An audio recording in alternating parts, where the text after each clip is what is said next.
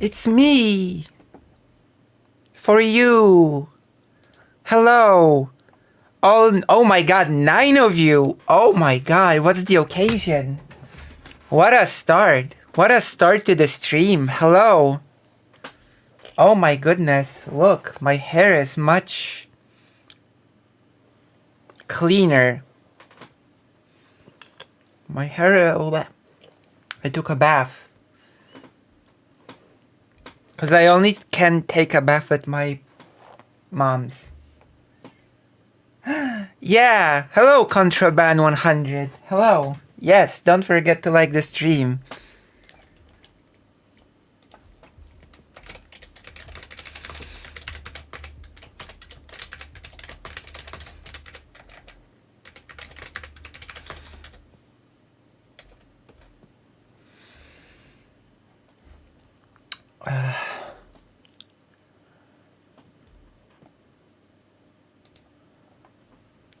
Alright, how are you? How are you all? I'm gonna take a sip of water. Oh, I'm gonna take my HRT here so it's ready. I'm gonna take the blocker, then it's ready. Wait, where's my... Oh god, did I run out of blockers? I hope... Okay, oh, good. I have a full thing still. Oh, that would have been bad. That would have been so bad. How are you all? We're gonna be discussing whiteness today. And why it's bad. Whiteness bad.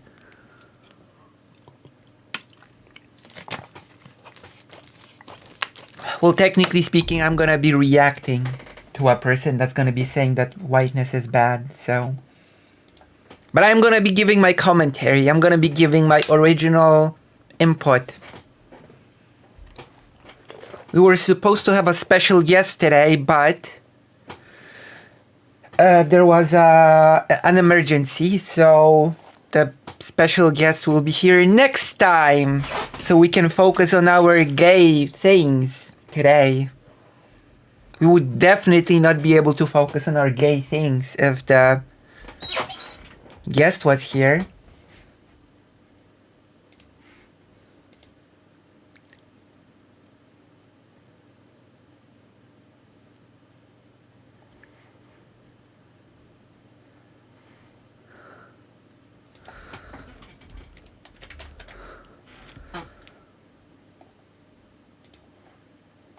Thank you! White! Exactly, whiteness is bad.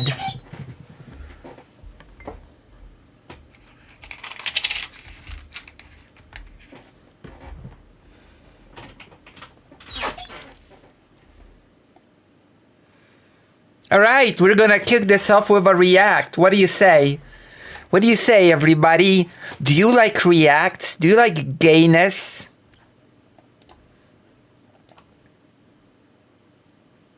Hello! Write in the chat if you... Write in the chat if you like gayness. If gayness is something that appeals to you. Happy Monday! Yes! Exactly. Okay. I think I'm ready here. Where is the ptasie mleczko? I actually have ptasie... Oh, I'm gonna show you something. For once. Okay, look at this. Okay, I'm gonna show you. Oh my god. Why am I so silly? I didn't even realize that I actually have it. Okay, let's go. One moment, I'm gonna be right back. I'm gonna react. Okay. I'll be right back. I'm gonna show you something. I'm gonna show you something amazing. You're gonna be so impressed. Ah, thank you. One second. Don't go anywhere. I'm gonna show you something cool. And then we react to a gay video.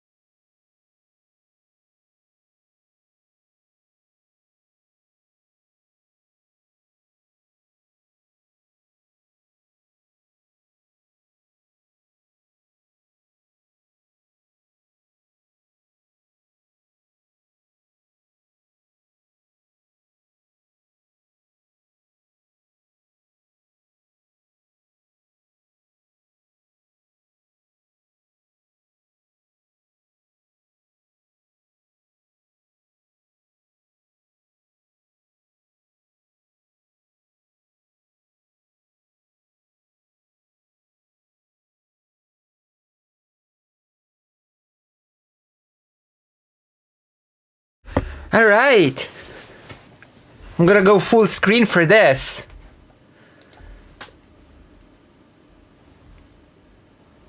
Bird milk.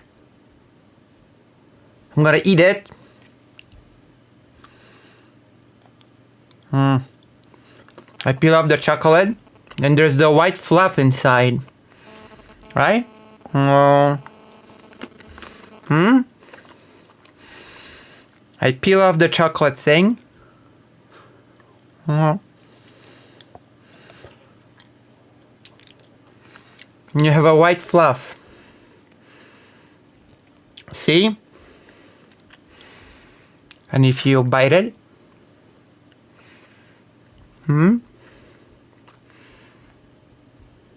like this. It's good.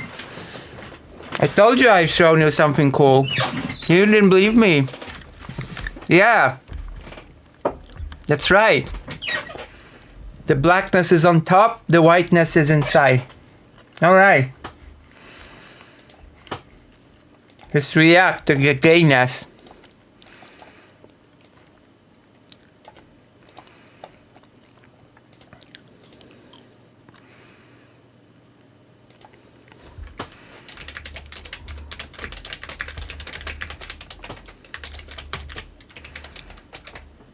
Alright, let's go. Gayness. So gay. DC Comics is now officially nothing but gay fanfiction. I love fanfiction and I love gayness, so I think that's great news. So I guess this is like a praising video.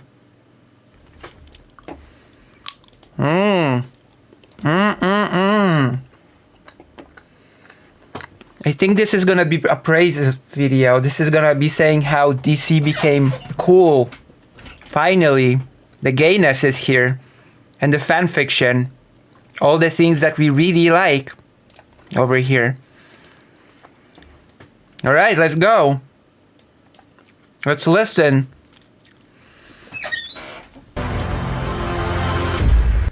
Oh, tell me if it's too loud. One moment. Is it too? Oh my god. Everybody okay, I'm super loud actually. I don't want them. Everybody said, DC, this road you're going down, you're going to turn into nothing more than just gay fan fiction. What is this accent? Where is this person from? Wait, I can barely understand it. Everybody tried to warn them. Everybody said, DC, this road... What's wrong with this? Man. I love when right-wingers get pissed at comic books. What's wrong with this? And especially, what's wrong with this? Okay, let's watch. We're gonna see. It's actually a pretty nice drawing. I don't know. It does. Does stand for Detective Comics. Everybody warned. Oh no. Romance in comic books. Such a new development. There has never been romance in comic books before. You're going down. You're going to turn into nothing more than just gay fan fiction. That's all it's going to be. There's not going to be any stories. There's not going to be any interest. What do you mean there's not going to be any stories? Gayness also, you can make stories about. What do you mean? What does that even mean? There's not gonna be any stories. What? Is it just a collection of shots of people kissing? You're going to drive away your fans because you are appealing to some mysterious people on Twitter who buy nothing. This is not... Oh my god, I love this argument. I've heard it so many times before. You're appealing to the people that don't buy anything, and you're driving away your fans, your real fans. Me, the homophobe, the raging homophobe. Comics... There will be no stories. Comic books will have 0 stories now. is an embarrassment. Stop it. They would not listen. Stop it. Get help.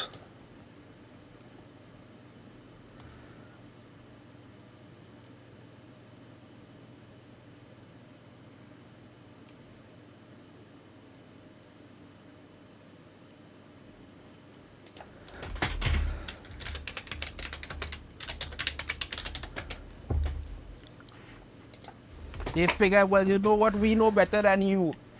We know better than you. You don't know nothing. Well, We know better than... I mean, what's... Okay. the results speak for themselves. I want to go over two things in this video Okay. that really kind of just make you pissed off at what DC has become. Okay. First one, let's get into this here. Okay, what's... Wait, Alan Scott has been gay forever. Like, that's not a new development. Alan Scott has been, like... forever. Oh, Green Lantern now has a trans origin. Okay. To go from Cosmic Book News. Oh, no. Green Lantern now has a trans origin. Oh, no. Because, and this is in the Tim Sheridan stuff where Tim Sheridan went out and was begging people Oh, no.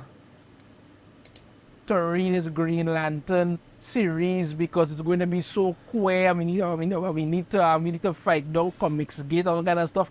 Never in it did he actually mention whether or not the comic is actually going to be good.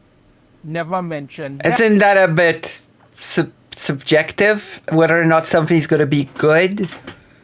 Like, what did you expect him to say? It's gonna be good.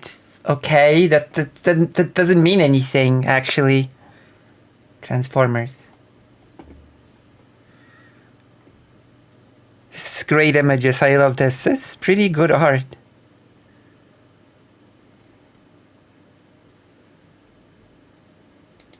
That he just saying you need to buy this so you aren't labeled as some kind of transphobe or queerphobe or whatever. Nobody says you have to buy it or you're trans. What? Well, that's okay. You don't have to buy anything. You don't have to buy it. But if you don't buy it solely because there's a trans theme, that it sort of still makes you a bit transphobic. I'm sorry.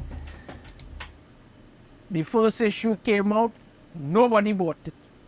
The second issue is out, it's just for producing more and more crap. What do you mean nobody bought it? How do you know? Are you gonna show us some data? What, like 0 copies sold? 0 copies sold? Literally 0?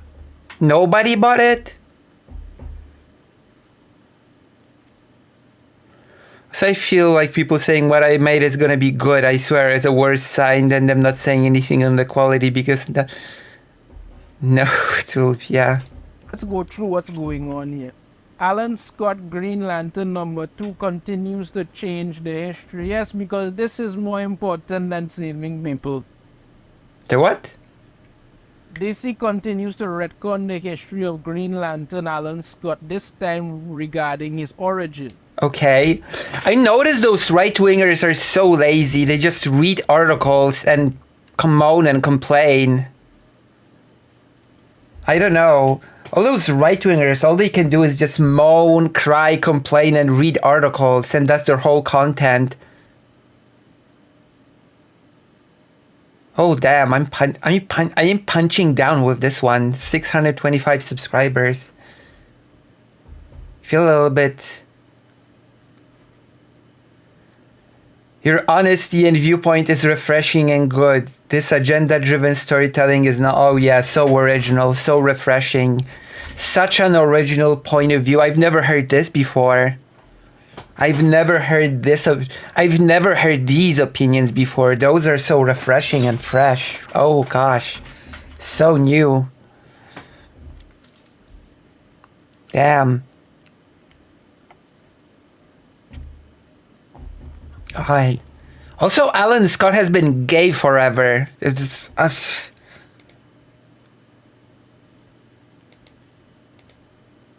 So I don't.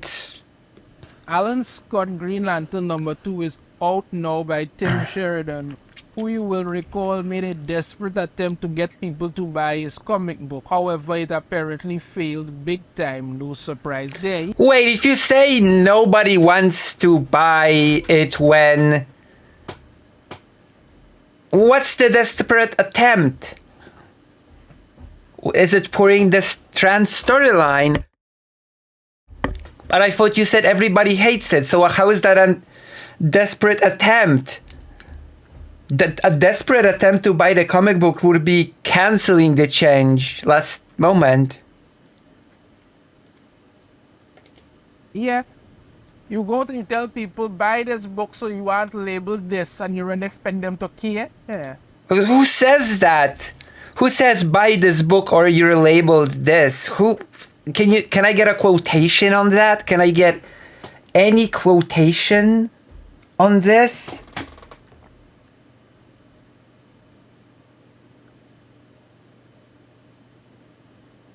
It is so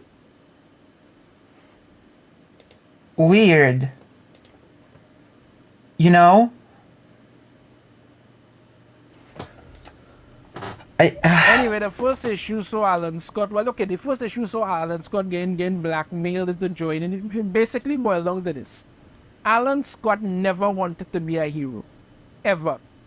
He just wanted to get some farm somewhere where he and his boyfriend could lie down and hug up all day. Right? That was the whole thing. What? I didn't catch that. I'm sorry. I got what? I got sight. Oh, sorry. What? Fred could lie down and wanted to get, never wanted to be a hero. It basically boiled down to this: Alan Scott never wanted to be a hero. Okay. Ever. He just wanted to get some farm somewhere where he and his boyfriend could lie down and hug up all day. Okay. Right? That was the whole thing about why he even joined the army and everything. He didn't care to save nobody, help nobody. He didn't give two ass about that. Okay. In regards to they told him with joining the JSA, he was blackmailed into doing it by J. Edgar Hoover, who apparently also wanted to rape him. That's pretty much the way they were putting that.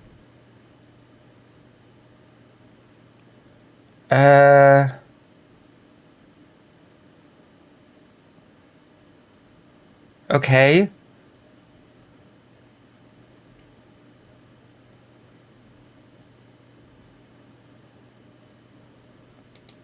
Out there. So that's what happened. Okay. That's what it is. DC retconned Alan Scott into being a gay character, and all the stories that they're telling now is Alan Scott. It's been forever. Alan Scott has been like forever gay now. It's like not even like okay. It's been so long. When did Alan Scott become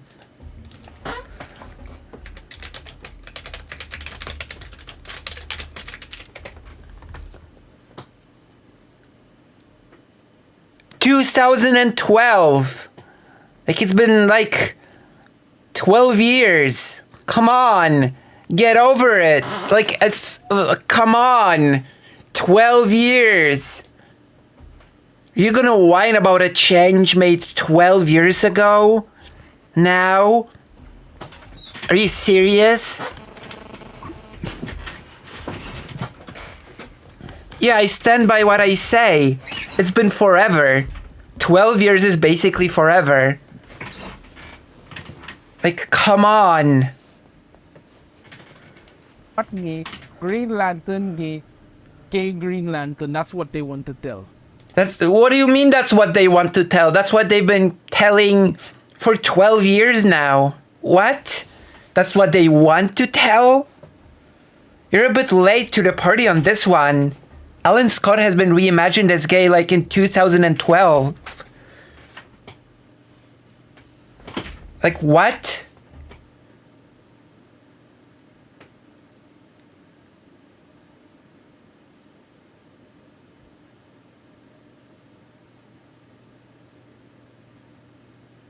So, okay. Well, he's saying he should have stayed in the closet.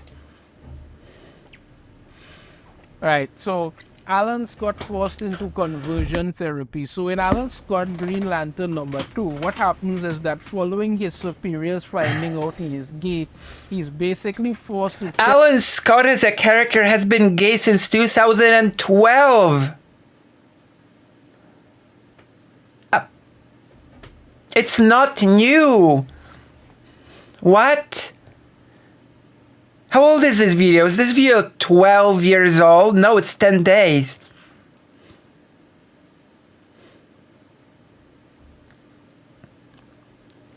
Look, if they wanted to do a comic about gay team romance, then fine, just do it in a different comic company. This has no place being the main focus in a superhero Why not? Regular romance has somehow, like, heteronormative romance has place in superhero comics somehow, but oh, whatever. check himself into Arkham Asylum for conversion therapy. Yes, because they need to push this, but they ain't stopped there yet. In Arkham, Alan Scott's roommate is Billy, a trans woman. Basically, this is the individual here. This is the individual here who gives Alan the green railroad lantern. Yes. So Billy gave Alan the green railroad. A trans woman? Wait, what? I don't trust those right-wing articles. So it's... What? Railroad lantern, right? Then they give Billy, then they give Billy a lobotomy. That's what they did to Billy. They gave Billy a lobotomy. Wait, hold on. No, it is a trans woman.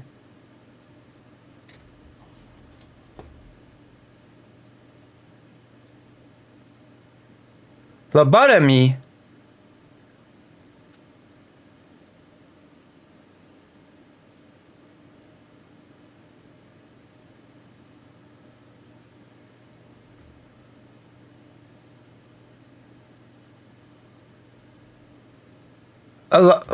Billy, then they give Damn. Billy a lobotomy.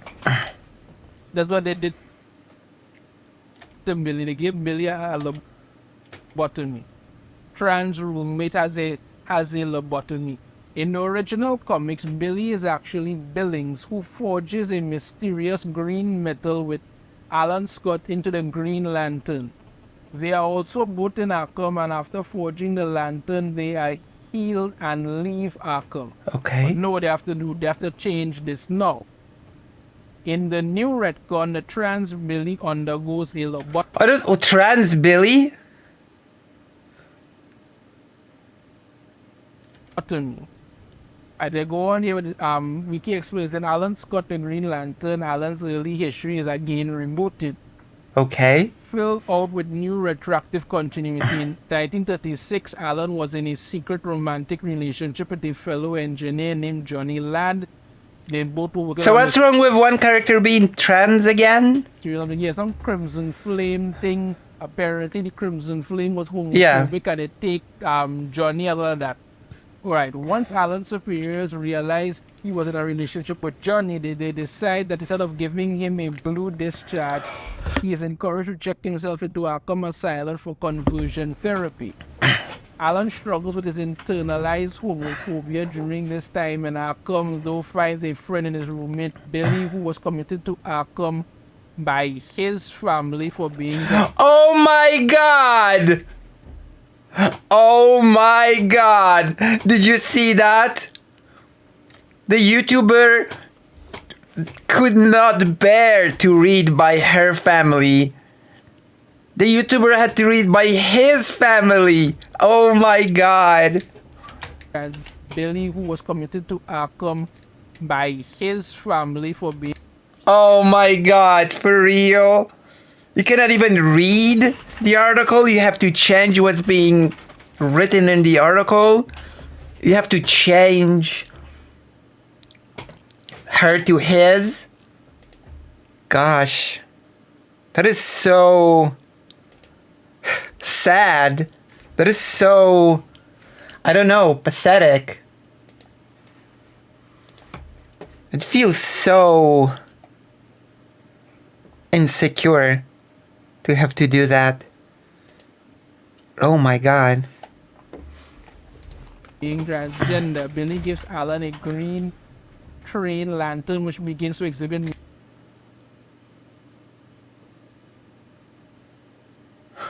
mystical properties. Unbeknownst to Alan, That is so weak. after Billy's given a lobotomy, okay, they give Billy a lobotomy. Alan leads some breakout of the inmates. Now he just avoided reading this whole part altogether. Goes on the run, eventually becomes an engineer again, and once again hooks up with some next man, and then the next man, and the other, and stuff. And then, you know, some engineer rival tried to kill him, and then when the train was on crash, Jimmy was killed, but Alan activistic power and the Green Lantern. So they changed it again because they have to put in the whole, you know, lobotomy inside Arkham Asylum. Billy gave Alan the Green Lantern because that's the whole thing. They have to change Alan Scott's entire history because what it needs to be about is Alan Scott gay Green Lantern. That's what it needs to be about. Not Alan Scott hero. No. Alan Scott gay Green Lantern. So there is that. Now let's get on to the other thing that just continues to just make you want to just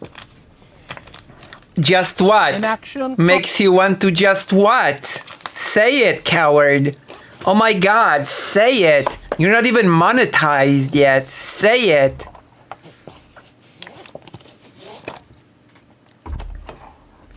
Holy moly. This is so weak.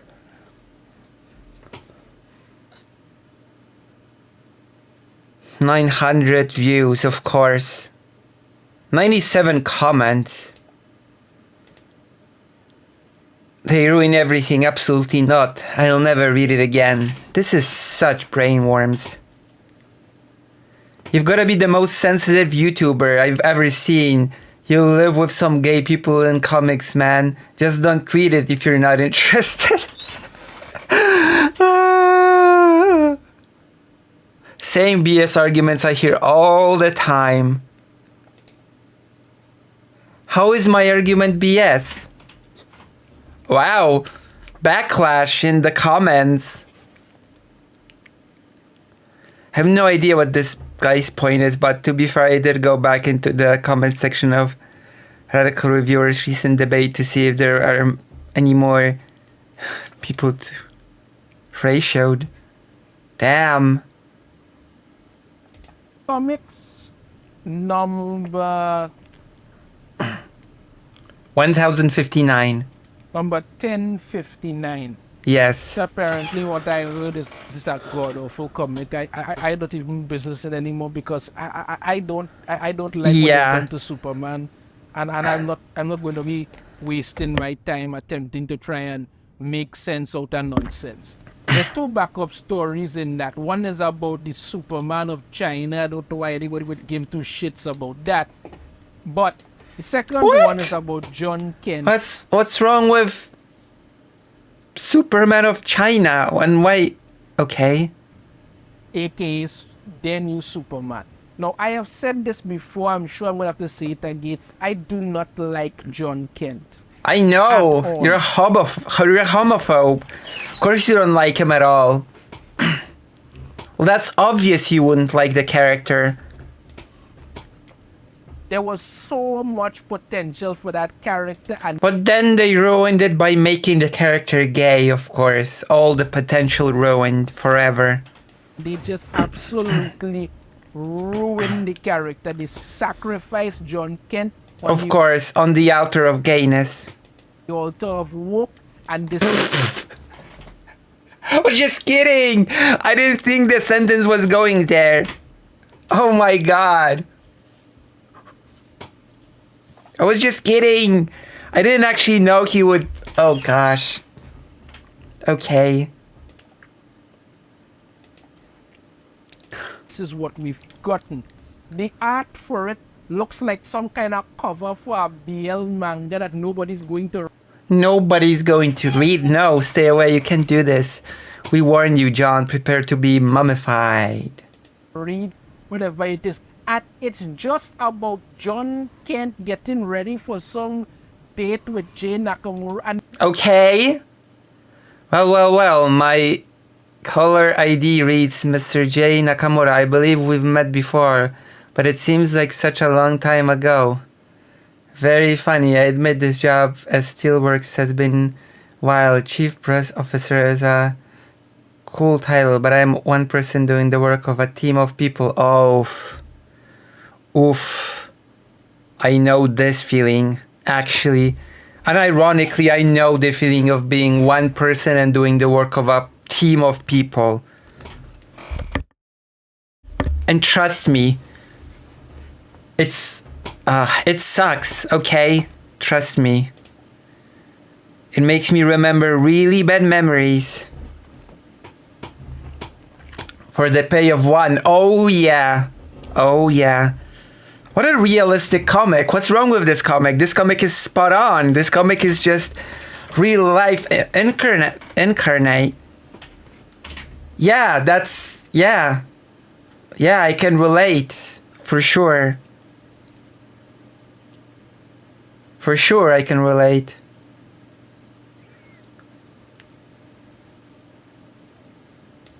they're sitting around sexting. Also, they're not sexting. They're having a video call. What the hell? They're speaking. And they probably have their cameras. They're having a call. What do you mean sexting?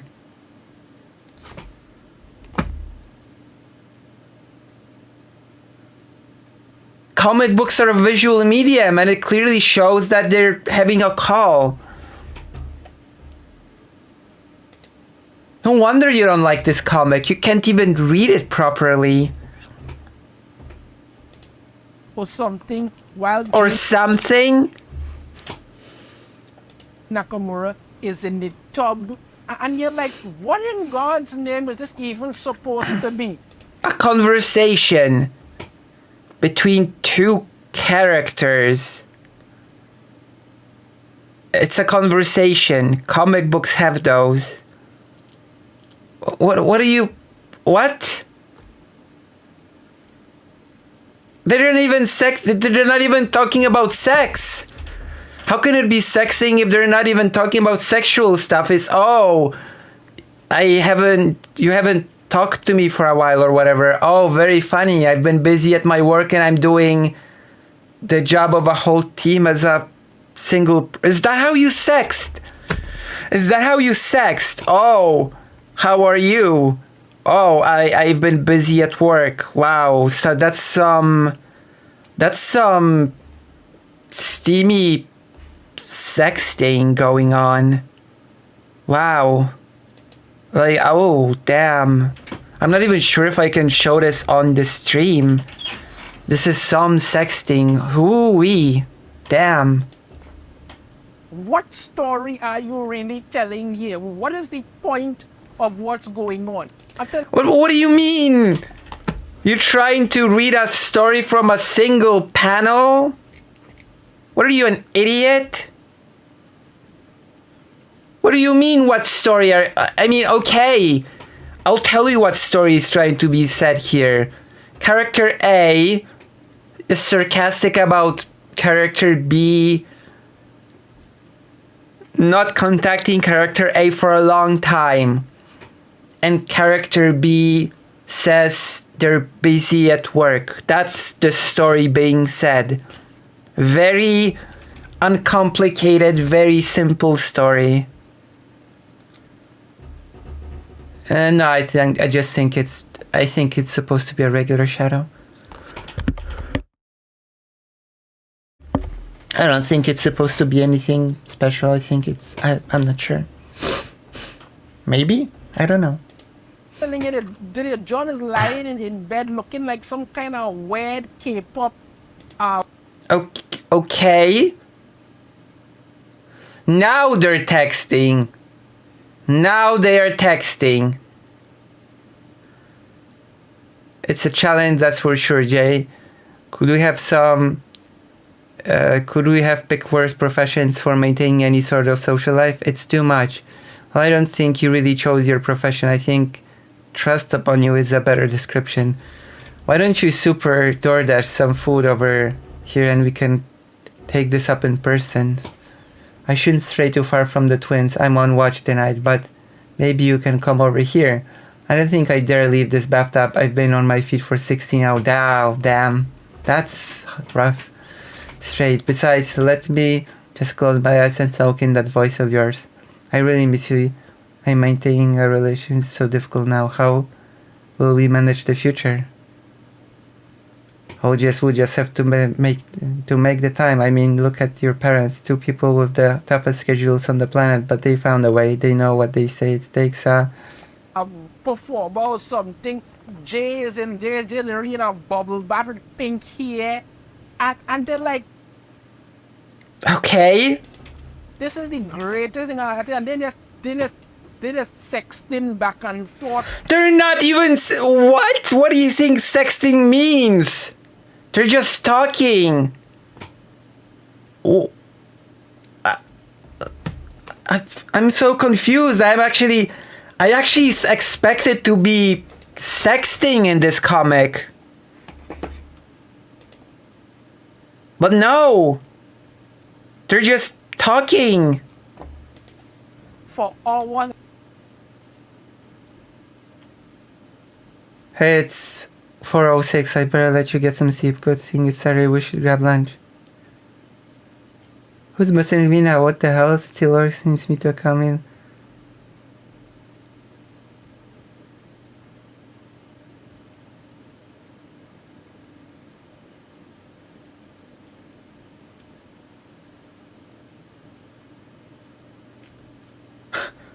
Nice. They're gay. They must be sexting. This is so... And then when they wake up in the morning, so mad. then it's the same thing. So mad. And they're out there and they go out for a date. And Jay's... It's about managing life. I don't know. Wow, will you look at that table, almost as stunning as you. Likewise, stranger. The perfect setting to enjoy our... like, like king of the... like, I don't even know what this outfit he's wearing is supposed to be. What do you mean? What do you mean you don't know what it's supposed... It's a what? Okay, that YouTuber is so desperate to nitpick everything. That is just sad.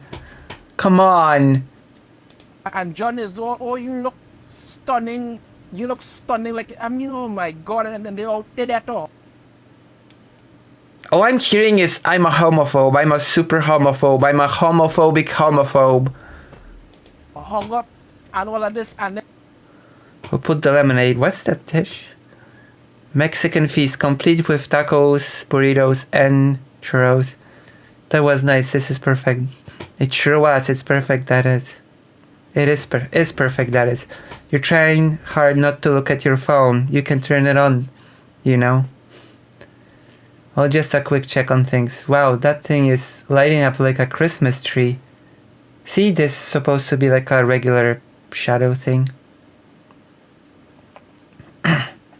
There's something and they're flying through the sky. You're fired. Okay, that's a pretty unrealistic shot.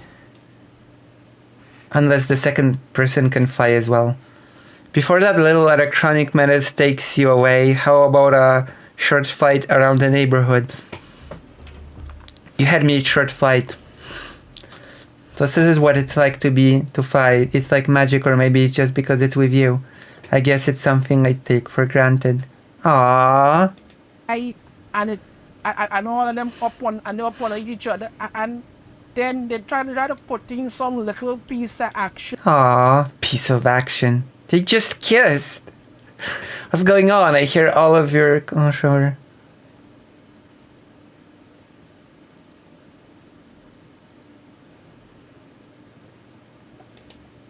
into this, like barely even a spot on the page. Oh my god, they just kissed. It's no big deal. Good to see you, son. You know, I wouldn't miss Superman Day for the world, Dad. Wow, so many super characters. But it's just back to the two of them going back to do whatever they Oh, have that's right. I got it, John. But more importantly, you've got a date to finish. to do, hug with each other, and then it ends with them lie down with each other there. Aww. That's nice. Look at you, that inquisitive mind of yours would need to know immediately what's going on. But that's the reporter side of me. The mom night knows better, but I do hope he's wearing his jacket. It's chilly out tonight. I thought I wanted to catch him a cold. I don't think John can catch a cold, Lois. Excuse me, dear. Mom's side is speaking. I don't think my son can catch a cold, Lois. This is what you're putting out. This is Okay. it. This story have absolutely no freaking meaning, and I'm not. What do you mean it had no... Are you stupid? You're an idiot. What do you mean it had no meaning? It's a story about the, you know, importance of spending time with your loved ones. What do you mean it had no meaning? Come on. Oh, come on. Really? It's about finding time to spend time with those that are close to you. Oh. This is... I don't even... Okay. What do you mean? Yeah. Like... Does any story that does not just involve characters punching one another fly over your head? If so, then it's just sad and... People are going to jump in and say, oh, you're just being a homophobic or kind of thing. What else is there about John Kent other than the fact he's just DC's gay Superman? What else is there? Nothing. Tom Taylor came out and actually admitted that John Kent being bi, even though we all know it's gay, he's never going to touch a woman again. Jesus.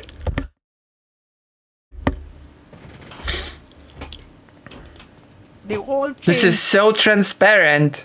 changing him into gay makes no sense because the character was never like that, but that's what they did. But you know, him being bi is much more heroic than him stopping supervillains. So when somebody's murdered, somebody's like, oh God, help! Superman, help! No, it's more heroic for him to be there making out with his pinky and weirdo boyfriend and saving lives. That's what you're trying to say. No. What? This is it. So we get Alan Scott, Green Lantern, trans allegory nonsense, and now we get... Why is it? What makes it nonsense? You have to establish what makes it nonsense. You can just say, oh, it's nonsense, therefore it is. Some little mini thing at the end of Action Comics, which what I heard is just a terrible comic. I didn't even bother to check it out. You understand me? Where Jane Nakamura and John Kent sit around sexting each other in club, going on. They didn't even sext once in this comic. They just spoke about finding time for one another. What? This is so... There was no sexting here. Jacob, hi, I got a question. Is it about sexting? It's sucking face and then like... Yes, hello, Jacob. I will answer your question. I will answer all of your questions. Or try. Depends on the question. But ask. Do ask your question. Ask your question, Jacob. Oh my goodness.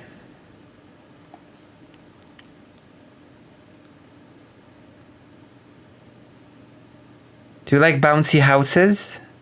They're okay. Do you mean those like bouncy houses as in inflated castles or what?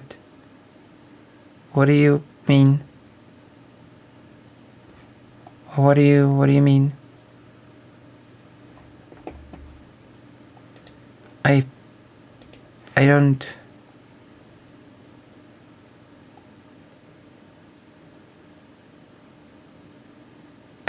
What?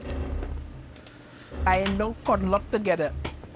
This is what it is. This is we try to warn DC. You have turned into nothing more than just gay fanfic. That's all you are. You cannot tell a good story to save your freaking life. This is it. Who are you making these things for? I don't know. Oh my god, the arguments are so tired. Can big girls get in bounds? I don't know. Yes? No. I really don't know. Maybe you do. If you do, good for you. I don't know what you're making this for. It can't be for anybody who actually likes comics. Why? You haven't even established that throughout this whole thing. You just said it's bad and never really justified it. You never... This is the garbage that DC is putting out there, printing and telling you you need to spend money for this. Well, they could keep that because I'm not spending a cent on this nonsense. Okay. What are your thoughts on this? Good for you. In the comments, you have a different opinion. I'd love to hear it. If you like the video, be sure to hit that thumbs up. Subscribe if you haven't already. Ring the notification bell. You'll be notified every time I put out a new video. And I shall see you all next time.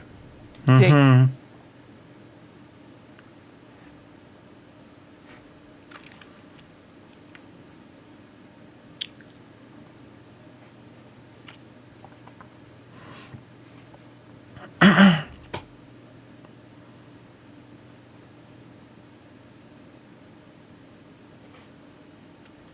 What?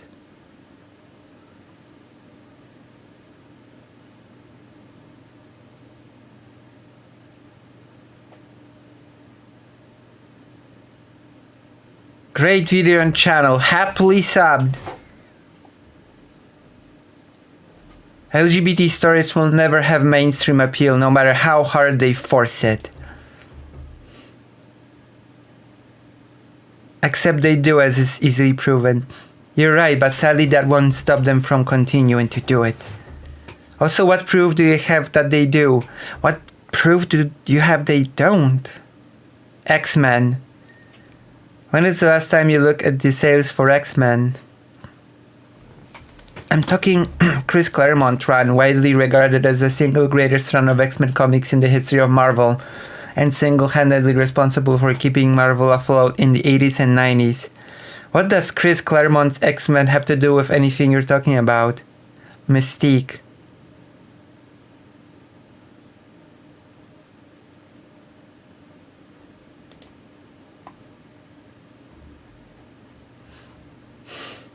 Okay.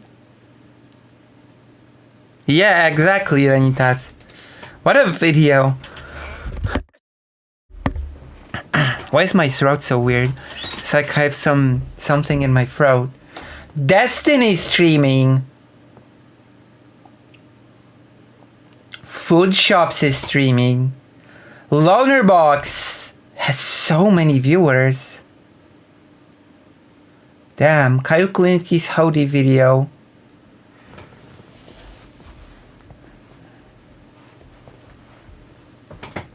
Damn. This is... Okay. We've got another react to do. If you've enjoyed this, press like, subscribe, hit the bell. You know. You know what to do, right? Do you know what to do? Do you promise to subscribe? Do you promise? I know you promise. I know you're... Yes. Unfortunately, yes. Which, I don't know. I'm not gonna comment, okay? I'm not gonna go there. No. I'm gonna keep my commentary on this subject to myself. Oh, we've subscribed? Thank you. Wow. Have I gained a new subscriber?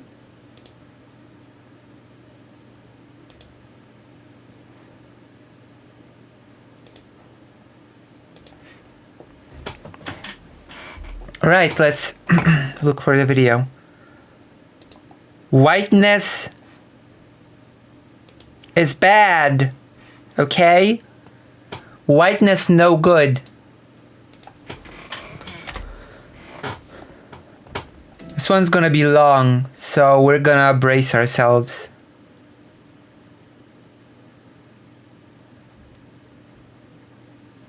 Anti-whiteness is bad, actually. Triggered.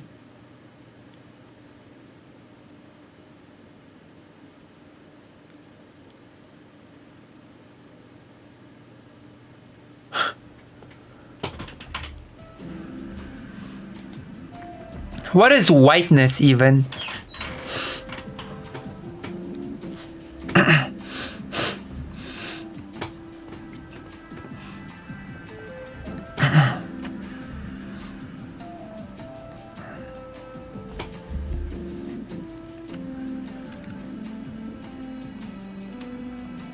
$2.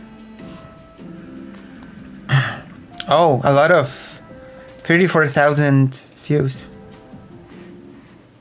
They close their eyes to what is happening around them because it is easier to not know. Every day we choose to believe and peddle a lie. This video will likely come out in December, so apologies for crushing your holiday spirit, but It's okay. I'm watching it far after the holidays, so it's okay. You're not crushing anything. Santa isn't real. Gasp. Stick with me. Remember Santa's real. Don't believe this. Don't trust this nonsense. Santa's real. I'm telling you. every kid in your family told you all about Santa Claus. Why was it so easy to believe? Stick with me, because it seems Because Santa's real. everyone was in on the lie. Your friends, your family, teachers, media, everywhere you look. Santa, Santa, Santa. Then to top it all off, they use it to control you. Eat your vegetables, Santa's watching. Don't be naughty, Santa's watching. The bastards. Even though it seems everyone above a certain age knows that Santa's a lie, we still continue to just go along with it. Damn, Santa's basically like God. No adult believes in Santa or would govern themselves based on what Santa sees. But I believe in Santa. And I behave. What do you think I'm so nice on the streams all the time? It's because Santa is watching, of course. What do you mean?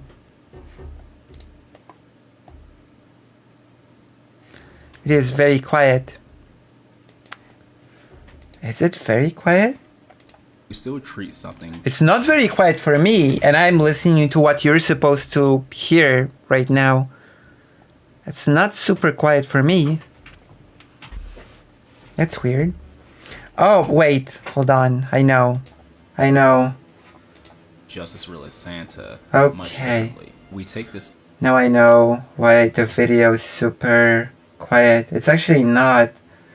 I'm just super loud. Oh. Okay. Oh. I know what's happening here. Okay. Hold on. Oh my god. Somebody should tell me when this happens. Hold on, one moment. thing as close to Okay, reality as okay. Santa. As seriously as you. Hold on. Okay. Hold on. You get it. The thing is Hold race. on. Because believing Okay. in Santa is the same as believing in race. I want to be a little louder than the video. Okay. Except believing Okay, now it's good. Okay. Now it's good. It should be okay now.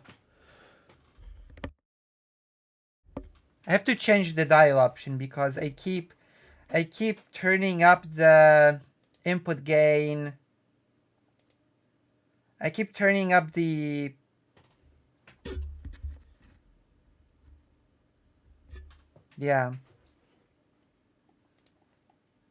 I keep turning up the input gain Insane by to mistake. genocidal acts.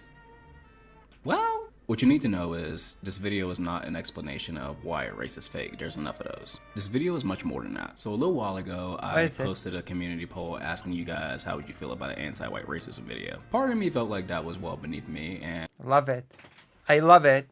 And still do, but I decided to give it an old college try anyway, and ended up with something completely different than what I intended. This video is about anti-whiteness, but not in the way people talk about it on Twitter. An idea movement that's been supported and informed heavily by self-identified race traders, and has been called the New Abolition. I'm going to explain why anti-whiteness is good and needed from the perspective of race abolition. But before that though, a word from our sponsor, it's me.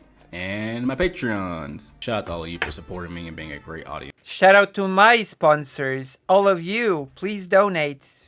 Okay? I have so many needs. And, you know, I depend on you to meet them. So, please donate to your favorite streamer. Okay? In general, I've had a lot of growth lately, which is amazing because this content is not easy to make. You guys help me pursue this full time and are the reason I keep going. All support, whether in the form of a Patreon or a sub to the channel, is appreciated. But if you're just dying to get more content from me and want to see me hear more, Patreon is a great way to do that. You get early access to videos, access to my old content under my old major into minority, behind the scenes updates, and you all. What was that? Someone just subscribed. Wow.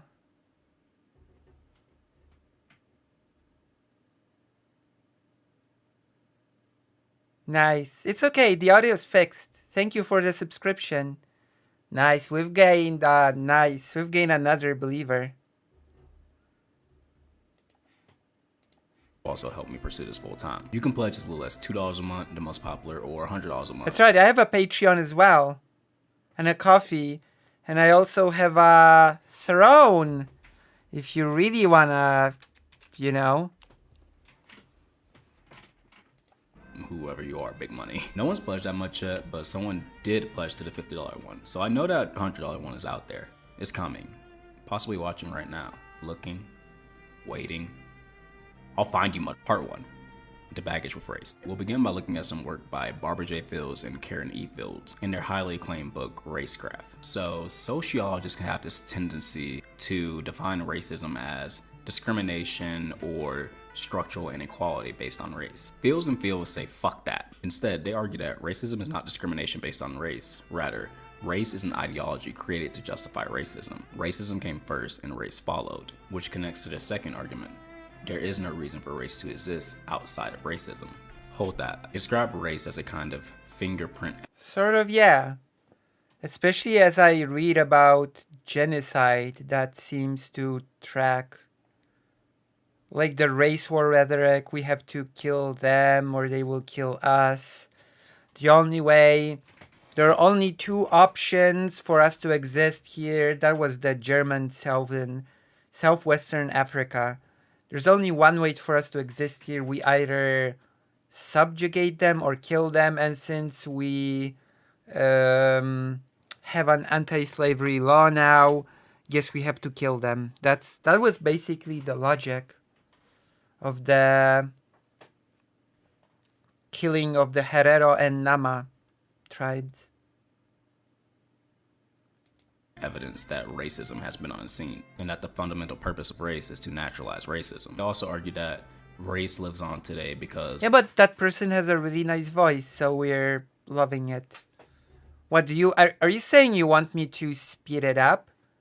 Are you suggesting I should speed the video up? Is that what you're putting forward here?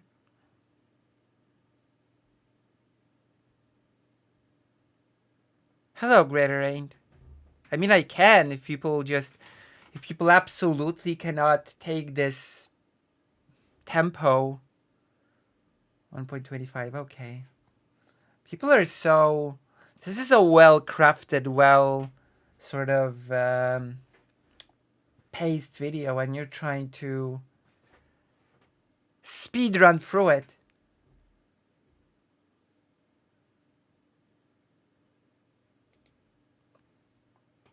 Well, I talk pretty slow, so I don't know. I don't know if you want me to speed up, if you really don't like it when people don't match the tempo, considering how slow I am. We continue to create it. And this is a beef a lot of people have with sociological theories that focus on race and not racism, is that they downplay the role white people play in maintaining and upholding white supremacy. Okay, let's start by dipping our toes into the ontological a little bit. Fields argue that race should be treated in the same vein as witchcraft. In order to understand what a post-racial world is, we have to understand what this racecraft is and how it works. And this is done in their book by examining the similarities between race and witchcraft, or racecraft and witchcraft. A study by E. Evan Bridgers has shown over 2 generations. Racecraft, the soul of inequity in American life, Karen E. Fields and Barbara J. Fields. It's probably the British. Researchers how African traditional beliefs about invisible ontology of spirits can be rationally held, even if false, and even if held onto in the presence of countervailing evidence. We approach witchcraft and racecraft as if they belong to 2 different orders of phenomena, as if one were compelling belief and the other a bad choice in matters of belief. One, truth of a different order, and the other false beliefs, destructive through propagation of truth. One, an element of human diversity, and the other, an ugly reaction to that diversity. To claim that there is value in examining witchcraft and racecraft together is not to claim that they are all alike in all respects, or, despite their geographical separation, are one and the same thing. Nor, on the other hand, is it to claim that the trait I think they share, presuming an invisible ontology, is the sole basis for comparison. In point of fact, by selecting the term witchcraft, I have foreshadowed Evan Pritchard's 3-part title and the 3 distinct arguments that correspond to it. 1. Witchcraft accusations display structurally inbuilt social tensions onto available victims. 2. Oracles work with an idiom of thought that seems bizarre, but nonetheless has markedly logical and systemic features. And 3. Professional specialists in magic know how to obtain, within their own logic, both true and tricked results. Racecraft does not refer to groups or ideas about groups' traits, but more to the mental terrain around that belief. Racecraft, they say, originates not in nature, but in human action and imagination. Like Sam. The interest is in examining the reasoning and process of reasoning that managed to make both plausible. Witchcraft. What are we doing today? We are watching a video and explaining to ourselves why whiteness is bad, actually. We're talking about whiteness, okay? We are discussing whiteness today. Racecraft are imagined, acted upon, and reimagined. The action and imagining are inextricably intertwined. The outcome is the belief of it presents itself to the mind and imagination as a vivid truth. So to use a few examples to illustrate this racecraft in action, one of them being The Races of Europe, published in 1899. This study tried to establish the scientific distinctness of the Teutonic, Alpine, and Mediterranean races, and this was predictably... Yeah, and it's like, basically, it was such a colonization tool. The lesser races, the people that basically don't deserve any rights. It's like, again, like with the German genocide, you know?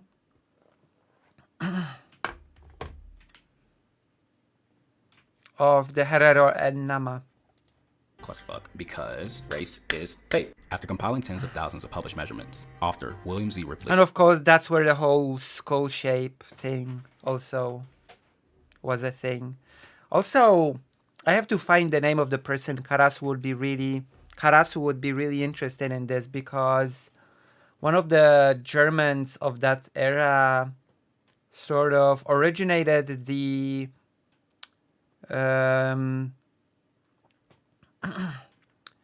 the sterilization program for the Roma.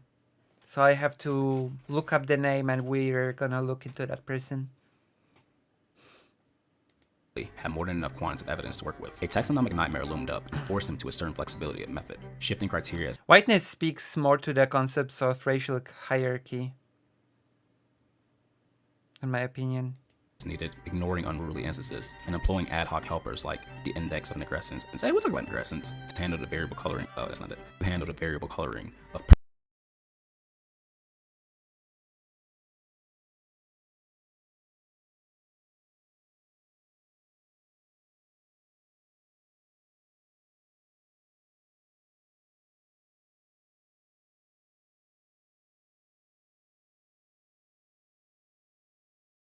analysis a lot of people will have or say is this black officer was killed because of his skin color. The field will say, fuck that. No, it was his fellow officer, not his skin color, that caused the black officer's death. Now, despite this, the officer who killed him and the other co-workers, cops, they apparently showed some type of grief and regret for this accident, right? And to Fields, this shows that maybe this person wasn't like an actively racist person or What's wrong with audio? we're looking at racism the wrong way. Racism did not require The audio should be no problem.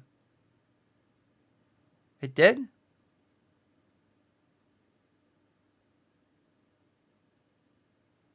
Wait. Is it still... Oh, okay, don't switch. There's gonna be some editing needed here, I feel. Right? There's gonna be some editing needed here. Don't worry. We'll handle it. Okay. That's okay though. racist. It only required that, in a split second before firing a fatal shot, the white officer entered the twilight zone of America's racecraft. And reactions like the officer was killed for his skin color are what they take issue with. This is what they call racism evasion. Racism Evasion. Evasion is transforming racism, something an aggressor does, into race, something a target is. Take the statement, black Southerners were segregated because of their skin color. Sounds completely normal, right? But in that sentence, segregation disappears as a doing of the segregationist and then reappears as a trait of one part of the segregated whole. In that example, racism, a social practice of racist spatial segregation, becomes race, a trait of black people that has nothing to do with the racist behavior. Segregation seemed to be a property of black people, not something white people impose on them. But even Right. if race being a myth is known amongst most people, and I'm not convinced it is, it still chugs along with racism. Noel Ignative and many others have argued that this is because white supremacy is thought of as a non-white issue, feeding white people the script for worker liberation that acts to oppress the entire proletariat, including them. Peter Geddes argues that even with these privileges, the whites are still getting played and have been since the start of the deal made with the bourgeois for their privileges. The vast majority of people who accepted their categorization as whites received important economic privileges in comparison to racialized people, yet still remain exploited and abused. Their wage was primarily psychological. They were allowed to identify with the wealthy and powerful, and to imagine themselves as belonging to the same community as all the famous inventors, philosophers, statesmen, and explorers. Whereas it was a little bit different with the colonies, you know? It was a little bit different with the colonies. They were given permission to take partial credit for building Western civilization, which by then had brutally imposed itself across the planet, and in exchange, they accepted the economic opportunities available to them. All of these jobs tended to be grueling, degrading, and dangerous. Fellow whites who exclusively made up the class of bosses and owners in those centuries laughed all the way to the bank day after day. To put it lightly, the deal constituted by whiteness was a deal for suckers, and it remains so to this day. Financiers, lenders, and bankers based their immense wealth on the willingness of whites to sacrifice their future to debt payments. In plain English, the white middle class ideal was not a happy life for most people. It was miserable. Nor was an economically stable position. In every economic recession, large numbers of them were sacrificed, shunning back to the lower class. White suckers in the millions traded their future for a poison apple. Reactionary white supremacists have long fabricated distractions the fact that on any given day, the people who are fucking over the average white person most brutally are also white. I'm just scoot on over and Well then, I mean, it's not inaccurate. It's not... Yeah. you whack him. Get him again. Get him for me. Ignative refers to the deal made with white people and the bourgeois as the original sweetheart agreement. In terms of the deal, are these: you, white workers, will help us conquer the world and enslave the non-white majority of the Earth's labor force, and we will repay you with a monopoly of the skilled jobs. We will cushion you against the most severe shocks of the economic cycle. The race war has been like the thing that has been used as an argument from the very inception, from what I'm seeing. It has been super used to, again, justify the genocide against people in southwestern Africa by the German Empire. You think there's a better name for this idea, though? I know there's a history of the oppression by white Western European demographic, but whiteness conjures the wrong idea, like demonizing those who happen to be white, kind of like how people misunderstand toxic masculinity as a demonization of anyone that's male.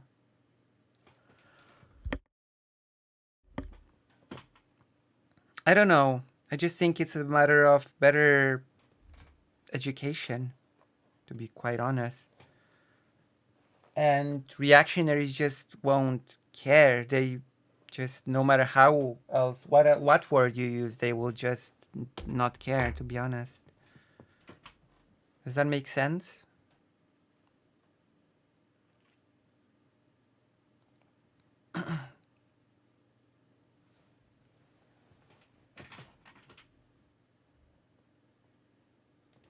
Provide you with health and education facilities superior to those of the non-white population, grant you the freedom to spend your money and leisure time as you wish without social restrictions, enable you on occasion to promote one of your number out of the ranks of the laboring class, and in general confer on you the material and spiritual privileges benefiting your white skin. Of course, there are dislocations in the setup. Contradictions between antagonistic forces cannot be resolved except by revolution. The masses of white workers produce vast quantities of value, and there's It's a big issue we keep running into with so many terms. Yeah. consequently an unceasing struggle over how this value shall be divided within the pre-imposed limits of the deal. In spite of this unceasing and often fierce struggle, what exists is an opportunistic contract between the exploiters and part of the exploited at the expense of the rest of the exploited. In fact, the original sweetheart agreement. So this race concept has some baggage, and race abolitionists are pointing to white. Like in the case of Germany, there's this, and it's really weird, okay? I'm gonna explain it.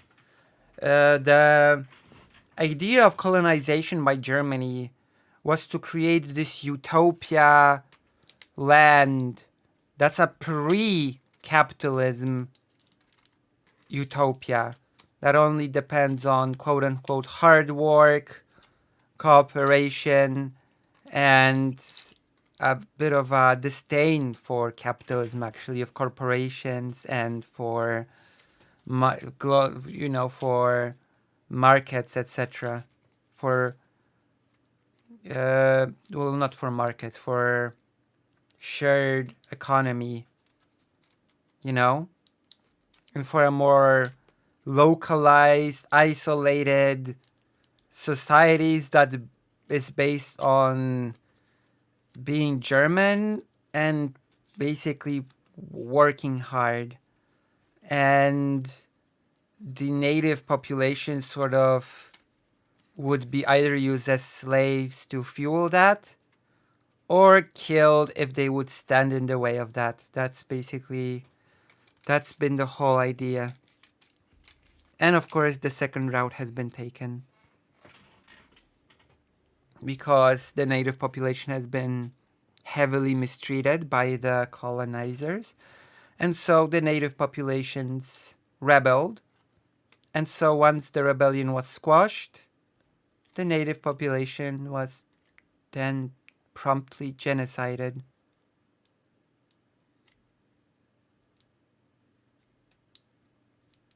Right?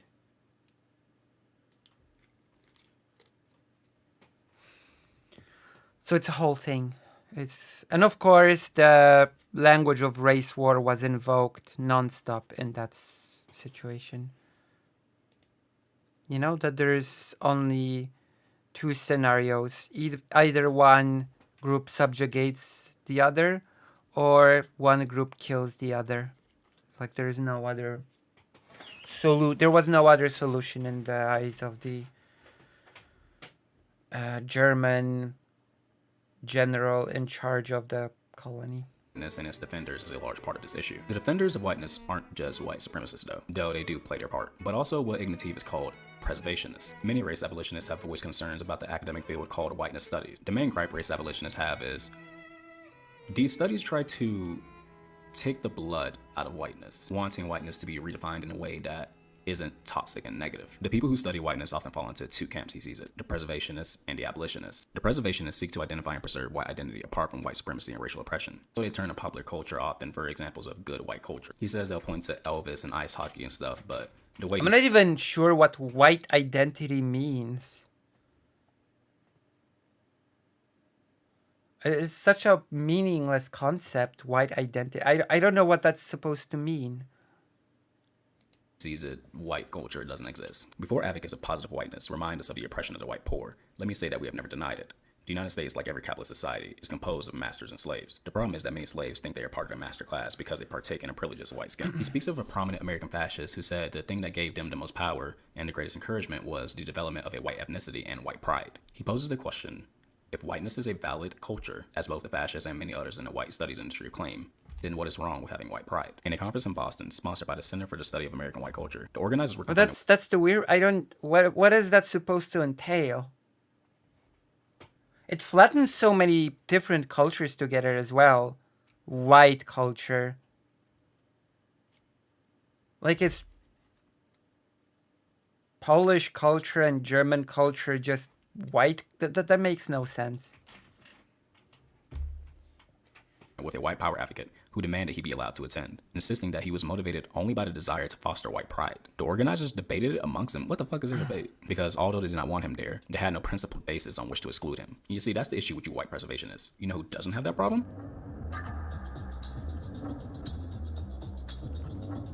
Who doesn't have that problem?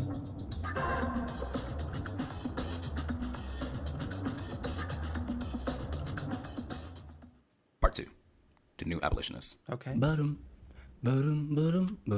Santa baby. Their perspective is a bit more damning to the white. This new abolition is informed heavily by the past abolitionist movement, looking to William Lloyd Garrison and John Brown. When Garrison and other abolitionists began, slavery was their battle. Slavery was the law, so they were effectively a movement of lawbreakers. Northerners were known to oppose slavery, they love to claim that, but their opposition was never really groundbreaking. They mostly just went along with it because the average Northerner didn't want to risk the privileges of their whiteness. And this was the weakness of slavery, so to speak. It required the cooperation of everyone in the country, including the North. For without the support of the loyal citizens of Massachusetts, the slaveholders of South Carolina could not keep their laborers in bondage. Wendell Phillips wanted to nullify the fugitive slave law by making Massachusetts a safe haven for fugitive slaves, in hopes of bringing down slavery altogether. The fugitive slave law had directly involved the North in enforcing slavery, but despite this, they encouraged and took part of the rescue of slaves not from slaveholders, but the law. And black people, of course, took the lead in this. Concentrated expression of the abolition strategy was the slogan, "No union with slaveholders," which was not, as has often been charged, an attempt to maintain a moral purity, but an effort to break up the union in order to establish a liberated zone adjacent to the slave states. This strategy would later become known as dual power. John Brown's attack on Harper's Ferry was a logical application of abolitionist strategy, and slaveholders freaked the fuck out. It ruffled a lot of feathers. Slaveholders retaliated for it by demanding new guarantees of loyalty from the federal government, including a stronger fugitive slave law, reopening the slave trade, and especially the expansion of slavery into the territories. As Phillips said, Reopening the slave trade. Gosh. He talks fast. No, he's sped up. He doesn't. It's on 125. Nel Shadaka. I've been asked to speed him up, okay? People demanded that I speed it up. It's not my fault. It's not my, you know what I mean. Yeah. Brown started the South into madness, causing a situation where people were forced to choose between abolition and the domination of the country as a whole by slaveholders. It should be noted, it was not abolitionists, but the slaveholders who, by the arrogance of their demands, compelled the North to resist. As they foresaw it, it was necessary to break up the Union in order to reconstitute it without slavery. When South Carolina announced its secession, Wendell Phillips was forced How does he sound on normal speed?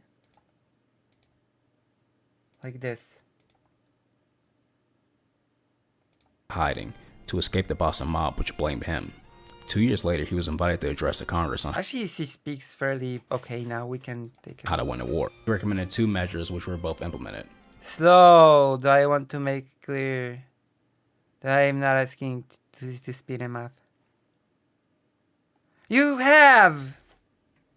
Someone did. Enlist black soldiers and make it an anti-slavery war. As abolitionists see it, the hostility by white Northerners to abolitionism was evidence Okay, we're gonna... That sounds fine. that white workers or white proletariats viewed themselves more as white than they did proletariats, meaning they would refuse to identify with the slave and their common class interests. As they see it, the hostility of the white laborers toward abolitionism and their failure to develop a labor abolitionism was a reflection of their refusal to view themselves as part of the class with the slaves. They viewed themselves more as whites than proletariats. Yeah. Some would say they still do. Me, I would say that. Okay, so that was a bit of background on how the abolitionists are informed, but how does one be anti-white? What you're here for? For one, it takes a very critical view of whiteness, and for two, it takes one going beyond the step of anti-racism, and most importantly, it takes being what's called a Jewish people have been excluded from whiteness historically a lot. race traitor. Race traders describe whiteness as a club that enlists people without their permission, and most people a part of the club go through it without really thinking about the benefits that come with membership. Some people go through a probationary period before they earn membership, think the Irish or Italians. While the white club is birthed out of white supremacy, it does not require Whiteness bad. Is that clickbait or genuine belief? You think being white is bad? Yes. Yes! Not sure what you mean by that. Are you suggesting that not the same, unfamiliar with would use for not the same? It's the more common one, but I don't know what they call for it. Okay. I mean, to answer fully spar, like, European Jewish people are white, but they're often excluded from whiteness, so yeah, it's actually not the same.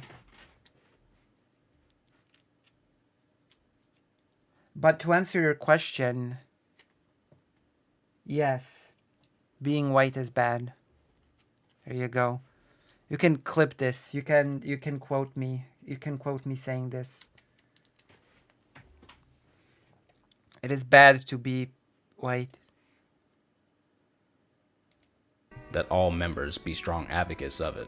It's based on the assumption that all those who look white belong to the white club and are loyal to it. So the police beat the shit out of poor people all over the world, but why don't they normally beat up poor white people? Cops look at a person and decide based on their color whether they're loyal to the white club. But on that same token, they don't know if I need to pay attention to the Twitch chat more. People are actually...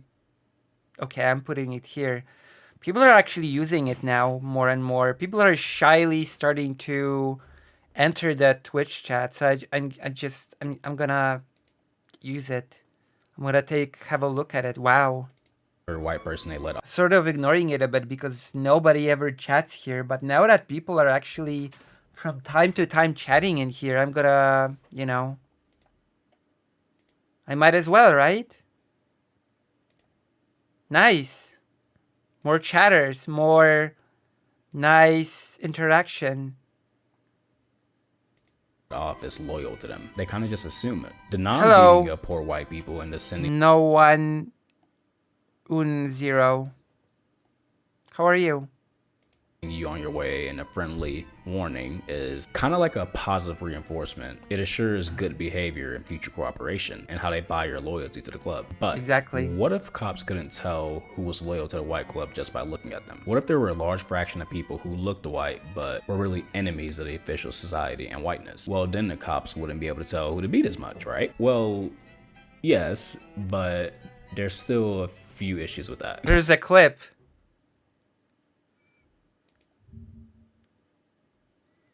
But to answer your question, yes, being white is bad. There you go.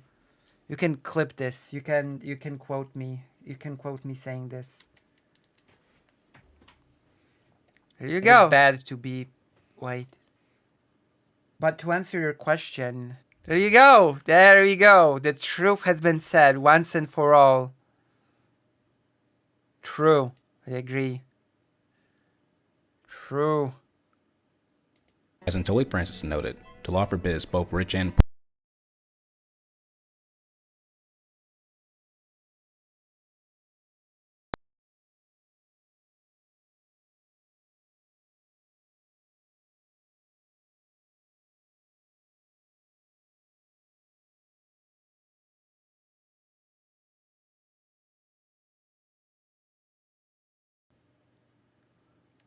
I'm having some real... Listen, I'm gonna have to build a new PC soon or something. This PC is starting to croak or something. I am bad, yes.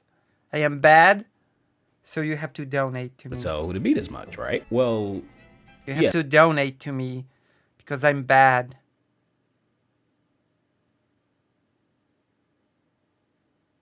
yes, It's okay, I fixed it. I fixed all. Yes, it did. It did for a second. That's why you need to donate.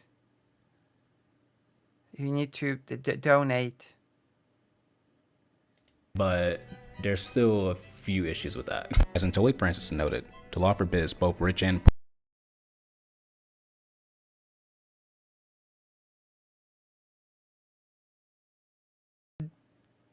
What? It died.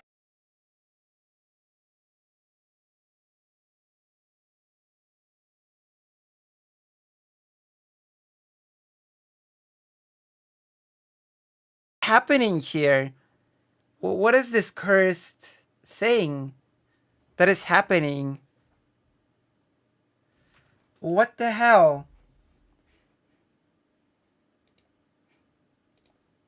What is going on? It crashed at the exact same moment as before. I just...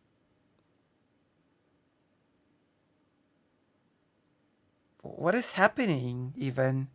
official society and 3 times the charm, I guess. whiteness. Well, then the cops wouldn't be able to tell who to beat as much, right? Well, yes, but 3 times the charm. Let's see if it's gonna... If it's gonna break for the 3rd time in a row in the same place. there's still a few issues with that. As Antoine Francis noted, the law forbids both rich and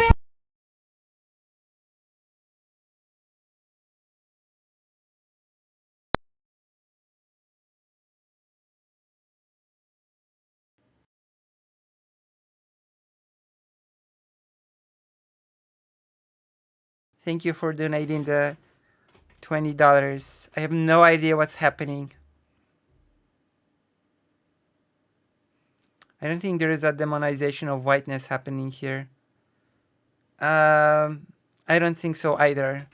If there's anyone doing any demonization of whiteness, it's me.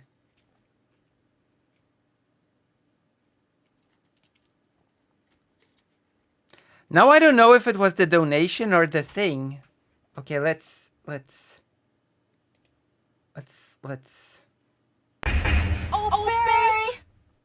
Oh, Faye, thank you for giving Bakamono Dragon a tier 1 subscription. Thank you. We're having audio problems now. Thank you. Oh my god. Francis noted, the law forbids both rich and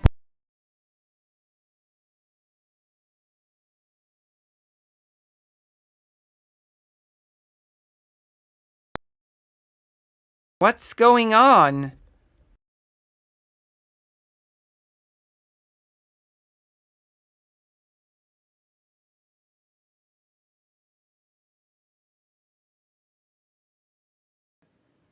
or from sleeping on the bridges, from begging in streets, and from stealing. Something in that moment of the video triggers the audio to just die. Oh, you were behind.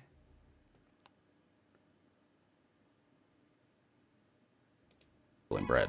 The law is still not impartial because the law is based very much on class, with color no longer serving as a handy guide for the distribution of penalties and rewards.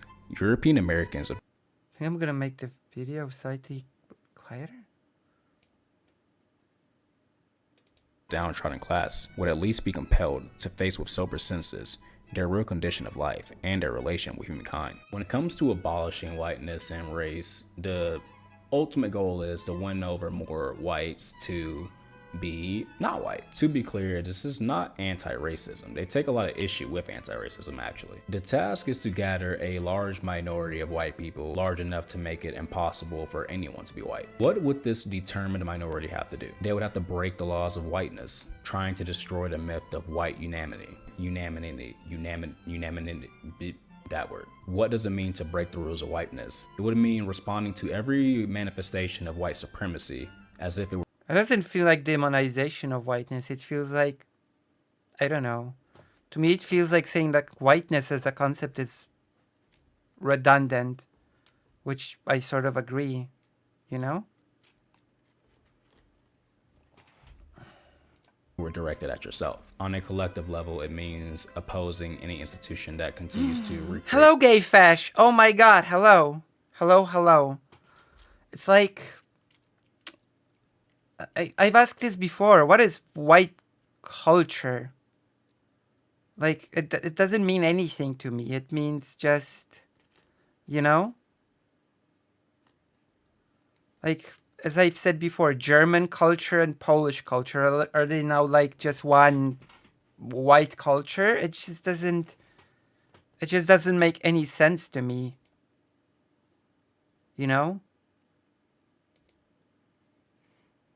But it also on this, I guess, it doesn't also make sense to me to just lump something like Vietnamese. Oh, baby! Thank you for giving Gayfresh the tier 1 subscription. Thank you. Like, it also makes no sense to me to just lump something like Vietnamese culture and Japanese culture under like, oh, it's just Asian culture. Those cultures are so different that it just feels weird to me. To just throw it in and, oh yeah, it's all just Asian culture. It's just, they're so different. Even if a lot of Japanese people do like to live in Vietnam, but that's a whole different story. Yeah, white culture is non-existent. There are many different European cultures. White culture is just a racist concept. Yeah, we are very critical of what is white culture because many stuff that now considered white culture had been historically outside. Yeah, exactly. Like, let me ask this actually. Like, the Roma people have been living in Europe for so long. Like, the Roma people have been part of the European history for so long now. So are Roma people part of quote-unquote white culture, or are Roma people not part of quote-unquote white culture? That is my question.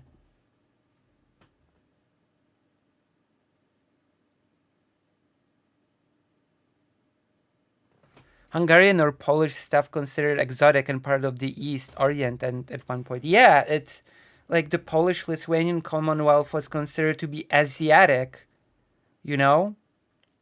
And Polish, like, people from the Polish-Lithuanian Commonwealth were considered to look pretty much Asian by Western Europeans. I have a big quote about it, you know? And that obviously, for example, Polish people must be descendant from the Tatars or something. You know? So it's, yeah, Orientalism, yeah. There was a lot of Oriental, especially since the Polish-Lithuanian Commonwealth took a lot of clothing, weaponry, and culture from the Ottoman Empire. So it looked really Oriental to a Western European person. A typical Polish-Lithuanian Commonwealth look very... Lucy is Asian? Yeah, of course. And this is a great example, as many things now considered traditionally Hungarian made by Roma people, like music. Yeah, exactly. But many people that are weird white nationalists would say that Roma people are not part of white culture TM. So, you know?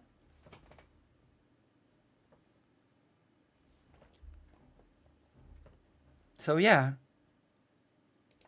Race. The abolitionists oppose all forms of segregation in schools, including tracking by merit. They oppose all mechanisms that favor whites in the job market, including labor unions when necessary, and they oppose the police and courts, which define black people as a criminal class. They are not merely opposed to these things, but seek to disrupt their functioning. The willingness to go beyond socially acceptable anti-racism is the dividing line between good whites and traitors to the white race. A traitor to the white race is someone who is nominally classified as white, but who defies the white rules so strenuously as to jeopardize his or her ability to draw upon the privileges of whiteness. Abolitionism is also a strategy. Its aim is not racial harmony, but class war. By attacking whiteness, the abolitionists plan to undermine the main pillar of capitalist rule in society. Advocating abolitionism of the white race is distinct from what those call anti-racism. The term racism has come to be applied to a variety of attitudes, some of which are mutually incompatible, and has been devalued to mean a little more than a tendency to dislike someone for the color of their skin. Moreover, anti-racism admits to the natural existence of races, even while opposing social. I think racism has always been a lot more than just the dislike of people based on the color of their skin. It's been a lot more insidious and used to sort of dominate a people in favor of elevating, quote unquote, your own group, usually national group as well. Since I'm still thinking of the example of the German Empire.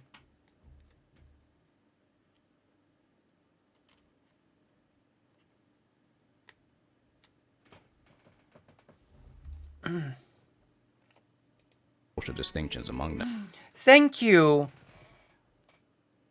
How about Fortune for the 1,000 bits? Thank you. Thank you, thank you, thank you.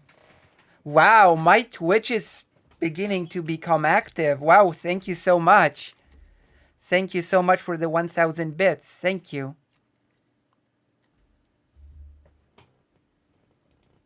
The abolitionists main. Wow, maybe the dual streaming is worth it after all. I was starting to think that, hey, is it even worth streaming on Twitch if no one's watching on Twitch? But now I'm starting to think I should give Twitch some more love. Maintain, on the contrary, that people were not favored socially because they were white. Rather, I look with emotes and I have to refresh the look of the whole Twitch thing. they were defined as white because they were favored. Race itself is a product of social discrimination. So long as a white race exists, all movements against racism are doomed to fail. The existence of the white race depends on the willingness of those assigned to it to place their racial interests above class, gender, or any other interest they hold. But if enough people were to defect, so to say, it would be an unreliable measure for behavior and ultimately lead to its collapse, ideally. So 2 points define the race traitor ideology. One being race is a myth, we got that one, and 2 being what is historically constructed can be undone. The first of these is now widely accepted among scientists, at least. However, few scholars or activists have taken the next step. Indeed, one might say that up to now, the philosophers have merely interpreted the white race. The point. Wait, how much is 1,000 bits? How much is that?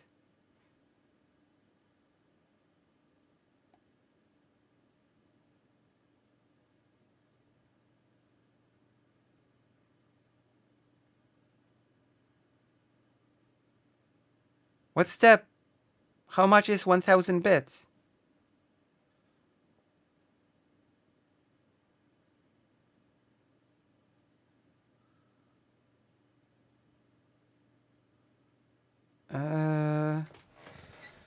What is the $10? 1,000 bits is $10? Okay. Thank you. However, is to abolish it. When individuals question the rules, the officers are quick to remind them of all they owe to the club and warn them of the dangers they will face if they leave it. Race Trader, the magazine I'm reading from, aims to dissolve the club, to break it apart, to explode it. Some people who sympathize with our aim have asked us how we intend to win over a majority of so-called whites to anti-racism. Others, usually less friendly, have asked us if we plan to physically exterminate millions, perhaps hundreds of millions of people. That's you dumb Twitter motherfuckers complaining about anti-white racism. Neither of these plans are what we have in mind. As did their counterparts before the Civil War, most go along with the system that disturbs them because the consequences of challenging it are terrifying. They close their eyes to what is happening around them because it is easier to not know. Ultimately, abolishing whiteness to the race trader means... Wait, this microphone looks familiar to me. I've seen this microphone before. Of this red thing. making whiteness a conscious choice and making it difficult for people to choose to be white, actively contesting white space by raising the stakes of those who wish to partake in them. Being a race trader requires one to be more than anti-racist, but also This anti-racism comes with more than just being against white supremacy. It takes being against all of white supremacy's manifestations and ugly children. Which leads us to our next section, a discussion about one of white supremacy's ugly grandchildren.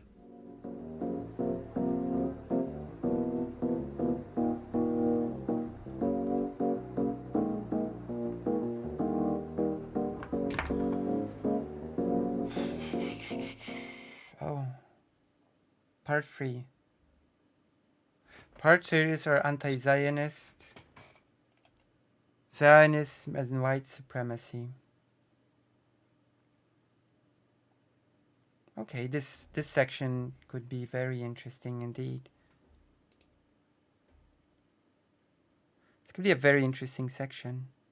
Despite their F-16s, despite their machine guns, despite their apartheid wall, despite their checkpoints, I keep asking myself, why are you still here? Sometimes I am lost in answering until I see my grandfather take a nap under his olive tree before the colonizer came and ended his life. Sam Hadiwari. One must reject Zionism to be a proper race trader. There's much to be discussed here, and this section ended up being kind of the bulk of the video because I felt the responsibility to educate my audience, or educate the audience I have access to. If you don't know much about the current genocide going on, this section is for you. If you need a better understanding of Zionism and its origins, this section is for you. Finally, Okay. if you haven't understood the connection between white supremacy, anti-Semitism, and Zionism, this section is for you. I'll be mainly reading from Ignatieff's Treason of Whiteness, Loyalty to Humanity. That's a major source for this video. But I'll also be reading from some Lenny Brenner and also some Benny Morris and a few others, but all that be in the description. All Okay, right. so I'm- from my understanding, Zionism is a political Let's go. I think I understand Zionism pretty well, so let's go. Oh, that check out. I recall having heard an analysis on why the US Americans waiting for Zionism. That is basically just racism, which is I would think is a good analysis. movement, a very Yeah, recent let's see one it. that claims the need for his founder Thank you for the $5. Here's my money for your lovely streams. Thank you so much. Thank you. Thank you. also have a very weird definition of who is Jewish, which kind of mirrors white supremacist notions of race. Learning about this has been challenging, but That's true. That's actually true. Like Zionism. Yeah, it is a bit silent. I'm gonna. I want to say this. The issue with supremacists also have a fairly description. Okay, so from my understanding, Zionism is a political movement, a fairly recent one, that claims the need. I mean, it's fair to call it a recent one. It depends on when a movement becomes a recent one and when it's not a recent one. If you think 19th century is still a recent movement, then that's fair. And yes, Zionism has a pretty strange relationship to who is or who is not Jewish. It was not the case from the beginning of the movement, but it certainly developed that way, especially after World War II. I mean, it is recent. Nazism is recent, yeah. Yeah, it is recent. Nazism is much more recent than Zionism, actually. So, yeah, it is. I would sooner say Nazism is recent than Zionism, actually. Need for a Jewish. Although it just sort of depends on how you look at it, on Nazism. Because certain elements of Nazism, you could make a case, started forming, like, it's not that you had no Nazism and then bam, suddenly you have fully formed Nazism. It sort of developed over time and then ended up in a certain shape. Like, you could trace elements of Nazism to how the German Empire acted. Like in Africa. Yeah.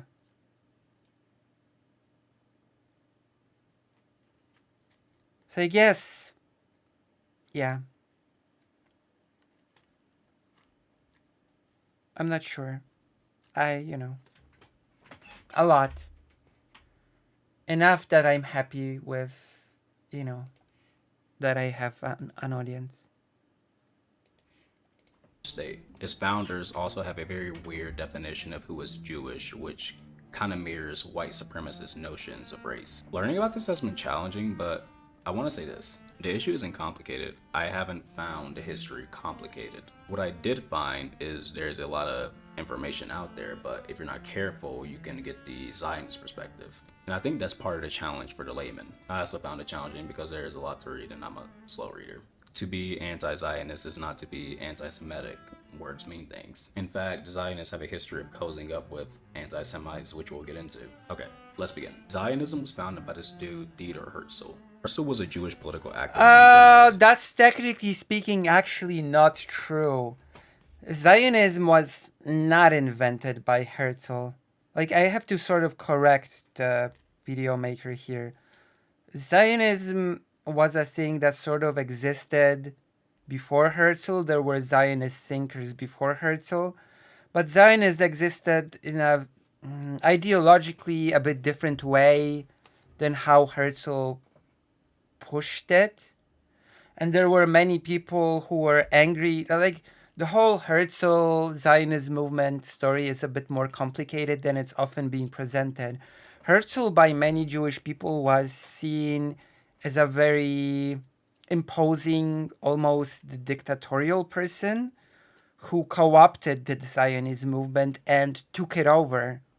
And there were many people who saw him as such, as a person that sort of took over the movement and wanted to be like the sole ruler of it, and they just didn't like it. Like, there were many, okay, many is an over exaggeration in the other direction, but there were Zionist sort of authors and thinkers that published works before Herzl, right?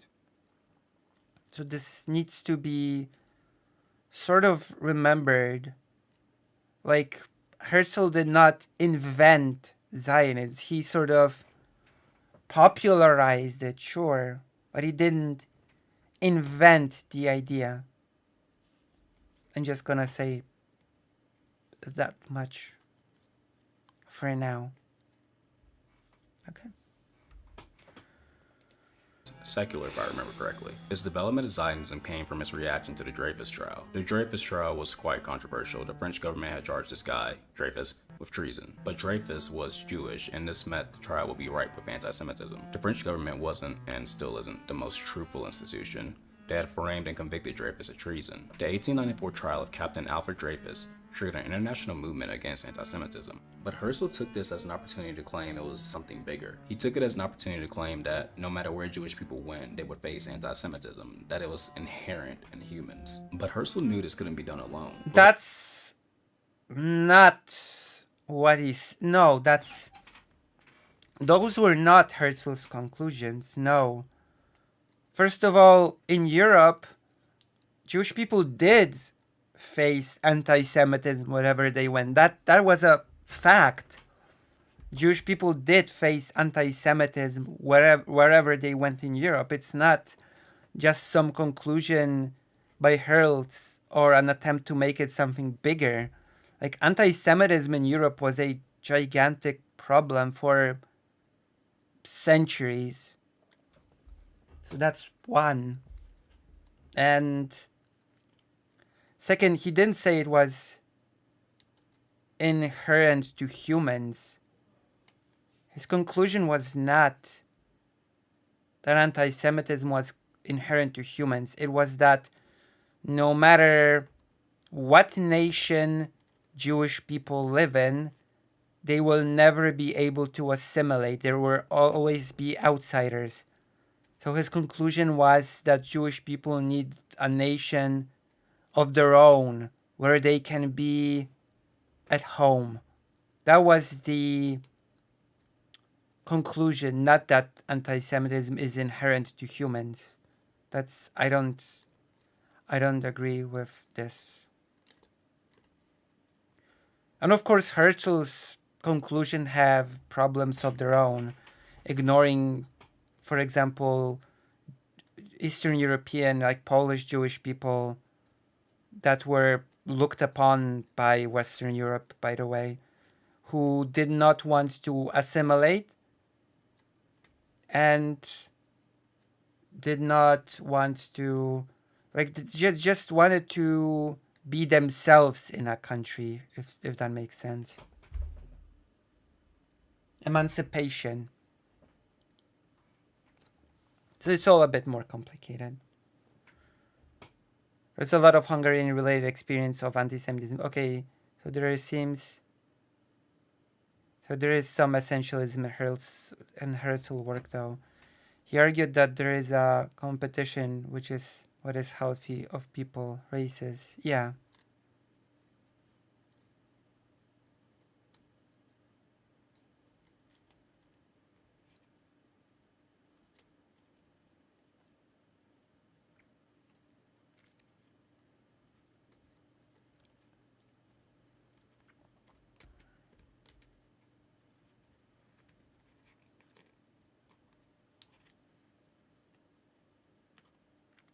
So I think his reading is not exactly bad here either. There is a lot of essentialism in Hurl's work about how innate the competition and good. Yeah, but I think the reading is not completely correct either.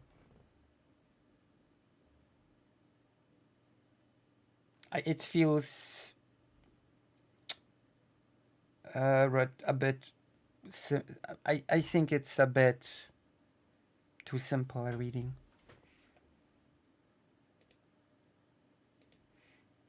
Organization had no power or military. He would need assistance in getting this land for the Jewish state. So he went cozying up to the big imperial boys. Here's one of the defining features of Zionism, and where the difference between anti-Semitism and anti-Zionism becomes clear. Herzl rejected the most progressive ideals of the 19th century, democracy, socialism, republicanism, and instead embraced the most reactionary, monarchy, nationalism, chauvinism, and racism. Zionism identified with the imperial powers that carved up the globe and accepted racist ideas about the civilizing virtues of colonization and a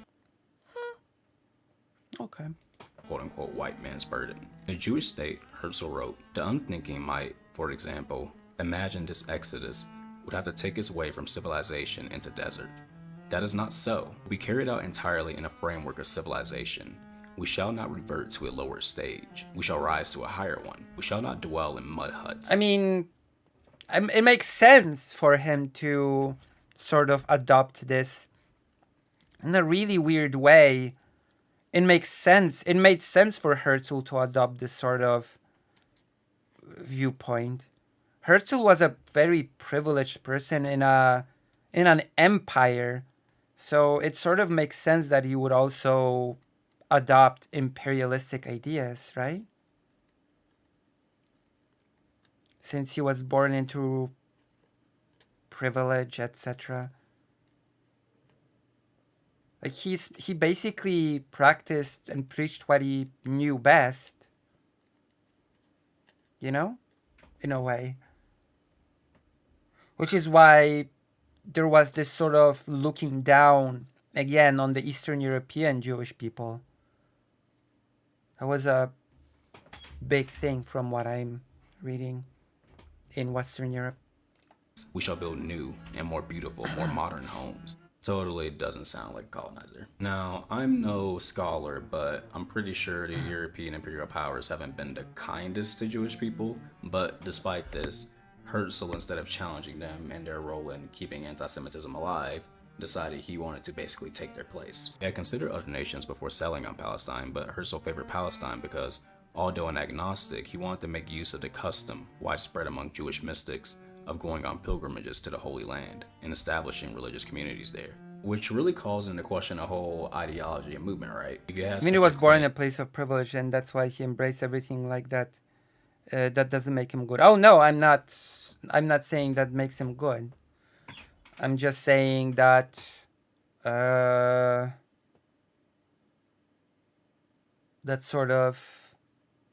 just makes him ignorant. Yeah. Yeah, I'm not saying that to sort of try to justify it.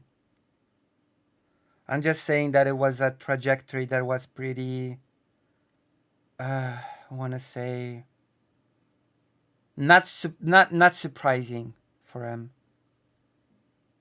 You know? That I'm not super shocked that he was like that. If that makes sense. Does it make sense? Came to that specific land while Especially others since he was also, before he became a Zionist, a very strong proponent of um, assimilation. considered. So Ignorance he saw himself as like a part of the nation that he was in first. writes that there were only 13,000 Jews in Palestine out of an estimated population of 400,000 in that year, 1868. At this point, there were no issues. But in 1882, Baron Rothschild began to bring Jewish settlers from Eastern Europe to build a plantation system along the model the French and Algeria used. This Rothschild guy was a key player in the establishment of Israel. He came from a wealthy family and was Jewish himself, so he had some sympathy for their cause. Unfortunately, this didn't go quite as planned though. They wanted full control of this land and they couldn't achieve that without full economic and labor control. The outcome of the Rothschild experiment was predictable. Jews managed the land while Arabs worked it. This was not the result the Zionists had in mind. A Jewish society could not be based on Arab labor. Okay, pay attention. This is where shit hits the fan. On November 2nd, 1917, some dude named Balfour gave this declaration in support of the Zionists. According to Zena Al-Tahan, the declaration turned the Zionist aim of establishing... By the way, this is an important part that is also a sort of overlooked. Herzl basically visited Palestine once and didn't like his trip much, and then just sort of never went there again. And on his deathbed, he was pretty sure that the Zionist movement has failed and that Jewish people are just not deserving. I'm paraphrasing his words before he died. And there was a little bit of a belief that the Zionist movement would die with him. His whole life was basically wrought with failure, especially when it comes to the negotiations with the Ottoman Empire.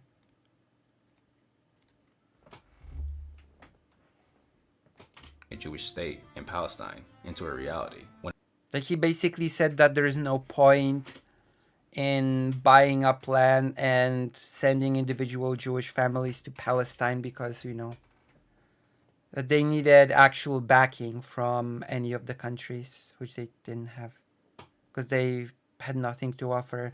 And rich Western European Jewish people were not keen on financing Zionism because they saw it as undermining their wish to assimilate with the nations that they lived in. When Britain publicly pledged to establish a, quote, national home for the Jewish people. And this pledge is generally viewed as one of the main catalysts of the Nakba, the ethnic cleansing of Palestine in 1948. This came to be known as the Balfour Declaration. He spoke of a national home for Jewish people, which the Zionists took as support for their Jewish state. What they made was an apartheid state. At the time of the Balfour's Declaration, Jews comprised less than 10% of the population and owned 2.5% of the land. Once they acquired this land, it was to remain under Jewish control, and this was made easier with the help of the JNF, the Jewish National Fund. This was a corporation that helped Zionists greatly. They kept control of this land by letting the JNF buy it, sell it to Jewish people and only Jewish people, and not allowing them to sublet it. They also prohibited any non-Jewish labor on the land. It just gets more and more apartheid. Jewish landholders who didn't abide by this apartheid system could be faced with losing their leases or boycott. Conquest of labor, which is what they call the issue of them wanting this land but not owning it, pertained not only to agriculture but also to industry. The labor Zionists formed an institution to organize Jewish labor and exclude Arabs. The Histadrut. Histadrut was, and largely is, an all-Jewish combination trade union and cooperative society, providing its members with a number of services. It's noted that even when Arab and Jewish workers performed the same job, Jewish people were paid way more. apartheid. But they Interestingly enough, Polish Jewish people were like especially anti-Zionist. Like close what's it called? A close, I guess, co-worker of Herzl during his lifetime visited Poland and wanted to agitate people, Jewish people from Poland, to go to Palestine. But the upper class Jewish people in Poland said that that any enlightened Jewish person will find Zionism disgusting, and religious Jewish people just didn't want to hear it. And of course, there was the Bund, the socialist movement, which also was against the idea of moving to Palestine. It was for creating a better future for the workers here. They still, with all of this, didn't have And sort of the associate of Herzl was just baffled by it. I was like, Polish Jewish people are so weird. numbers they wanted, so to speak. They now own 7% of the land versus the 2.5. Even after the rise of Hitler, Jews in Europe did not choose Israel. Out of 2.5 million Jewish victims of Nazism who fled abroad between 1935 and 1943, scarcely 8.5% went to Palestine. 182,000 went to the United States, 67,000 went to Britain, and almost 2 million to the Soviet Union. But it is said after the war, the United States began to encourage Jewish settlement in Palestine because the US is so sympathetic to the Jewish. Yeah, it really took up steam. It really took up pace after the Holocaust. Like, that's true. plight, is what a liar would say. Support for Zionism by the US comes from them literally just not wanting them here, which was the vibes of a lot of countries. Many gave no shit about the Jewish plight, but saw Zionism as an opportunity for them to be like, well, if they can all just go over there, we want to deal with it. Okay, so here comes one of the connections with Nazism. Since many countries weren't trying to let the Jewish people in, this gave the Zionists a little help. They were more concerned with establishing their apartheid state than they were with actually helping Jewish people in a lot of cases. David Ben We're gonna be talking about the cooperation. I'm gonna be talking about the cooperation of Zionists with the Nazis, which was, of course, the case. It was a very different dynamics. Shakespeare does cover this part well. Pearson, the first prime minister of Israel, said, "If I knew it would be possible to save all the children in Germany by bringing them over to England, and only half of them by transporting them to Israel, then I would opt for the second alternative." Hurls came from the newly emerged elite of Hungary, right?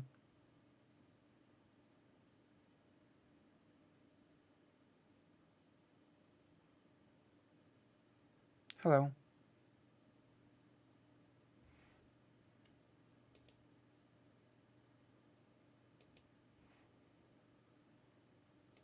For we must not weigh only the life of these children, but also the history of the people of Israel. There is also Rudolf Kastner, who negotiated the immigration to Palestine of some of Hungary's most prominent Jews, in return for his help in arranging the orderly deportation of the remainder of Hungary's Jews to the camps. Although 75,000 Jews moved to Israel between 1945 and 1948, Jews still constituted a minority in Palestine. But the 1948 war afforded the Zionists an excellent opportunity to rectify this.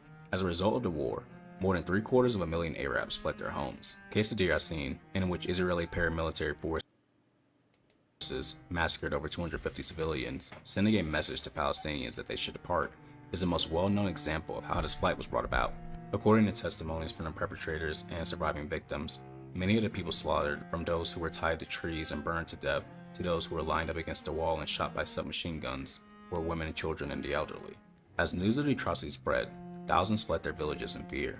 Eventually, some 700,000 Palestinians would flee or be forcefully displaced at the outset of Israel's creation, making the massacre a decisive moment in Palestinian history. One of the many moments they've tried to cover up, in this case lying and saying the departures were voluntary. This left Israel with a refugee problem, the solution being to let them back in their homes, but they just weren't really feeling that, despite the UN's insistence. The war ended with Zionists in control of 80% of Palestine. There's been a long list of injustice and mass murders since then. Next year, nearly 400 Arab villages were completely destroyed. This endeavor was intentionally brutal. Among ourselves, it must be clear that there is no place in our country for both peoples together. No other way but to transfer the Arabs from here to the neighboring countries. Transfer all of them. Not one village or tribe shall remain. Mashdai, a former defense minister, stated in a famous speech, Jewish villages were built in a place of Arab villages. You do not even know the names of these Arab villages, and I do not blame you, because geography books no longer exist. Not only do the books not exist, the Arab villages are no longer there. There is not a single place built in this country that did not have a former Arab population. The state was built on weird grounds from the start. Unitive goes on to discuss two laws that he felt like made Israel the racial state it is today. One being the law to return, which permitted any Jewish person anywhere in the world the right to return to Israel. Jewish guy from New York? That actually includes converts. Come on by. Refugee who lived here all their life? No thank you. There's also the absentee property law, which stole the property of Arab quote-unquote absentees, turned it over to the custodian of absentee property. Arab refugees within their own country returned present absentees not allowed to return to their property. A number of refugees who attempted to do so were termed infiltrators, and some were shot in an attempt. And this stolen property, well, he calls it confiscated, but I'm going to say stolen because it sounds better.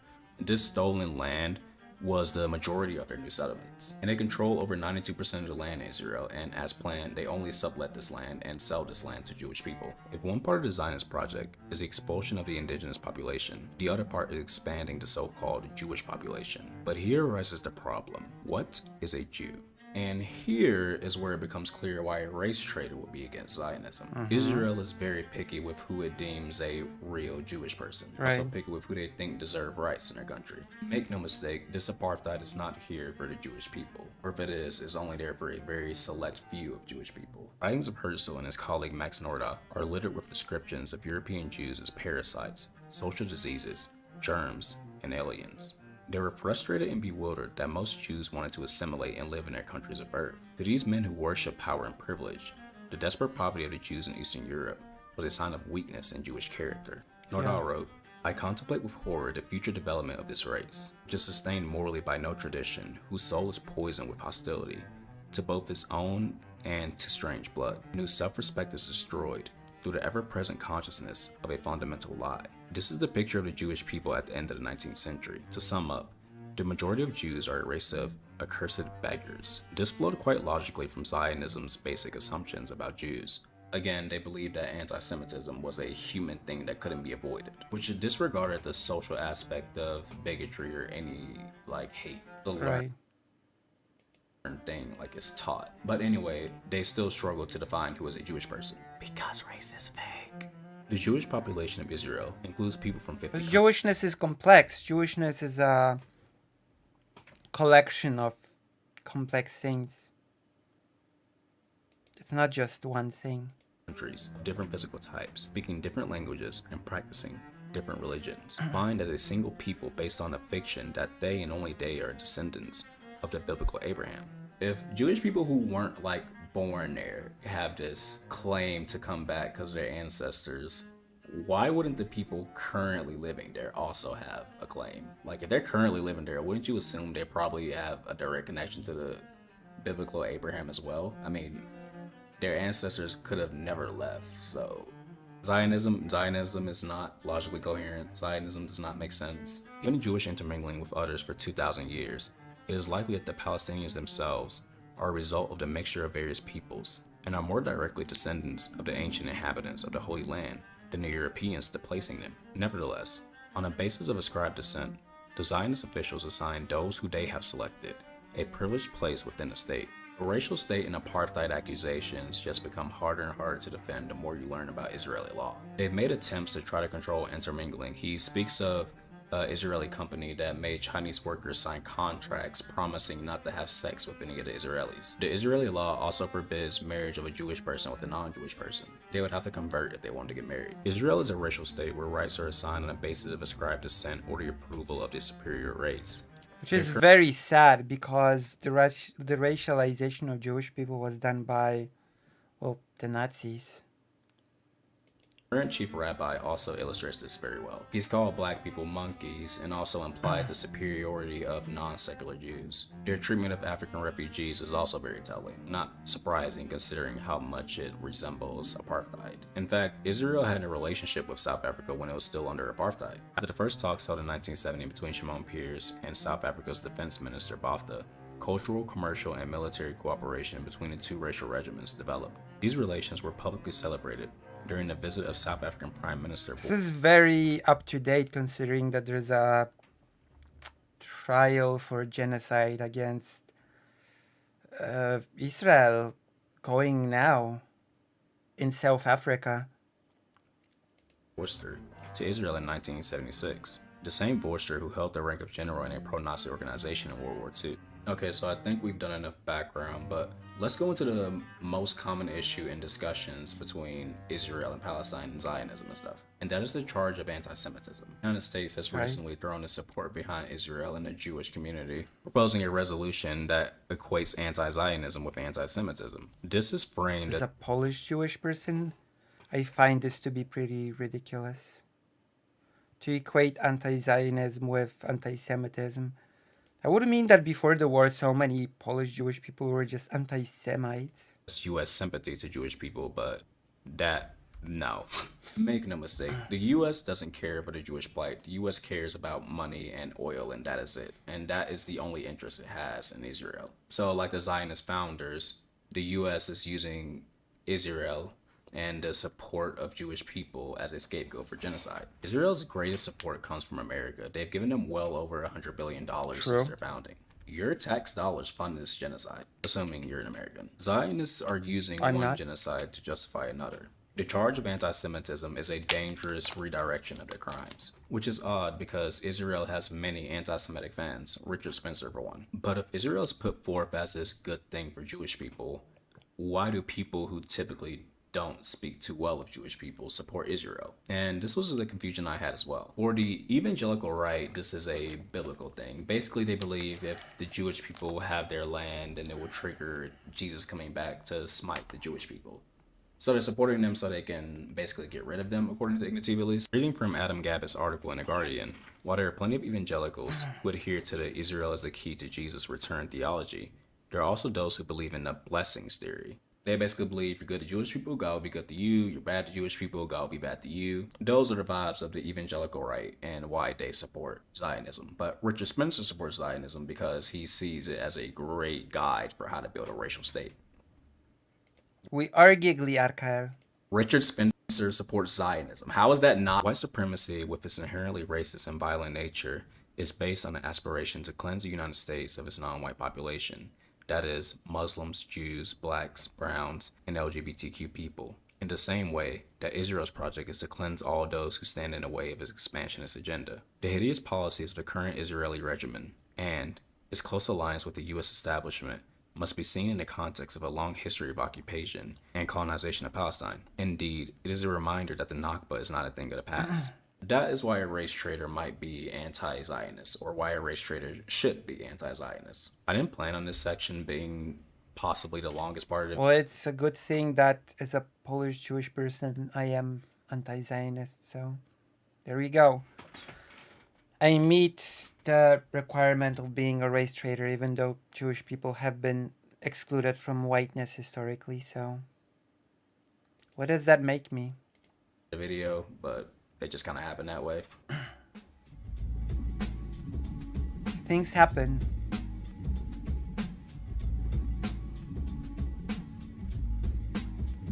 Things happen. Damn. In conclusion, It's always so sad to hear, read, and discuss Israel. It's such an example of how the oppressed group can turn into a group of oppressors, you know? That no group of people is immune to turning to destructive ideologies. It's just It's just a really illustrative thing, but it's also very depressing. You would think that Jewish people, after the experience of the Holocaust, would know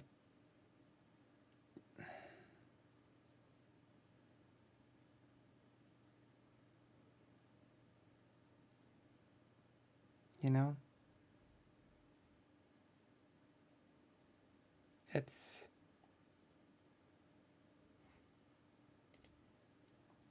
sad.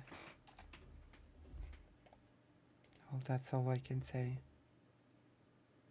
By the way, I seen King Crocodile debating with distributors where distributors who is anti-Semite had been expressing pro-Israel sentiment.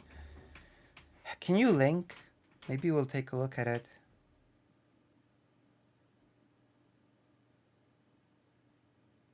Wait, I thought King Crocodile was also pro-Israel. No, wasn't King Crocodile also pro-Israel?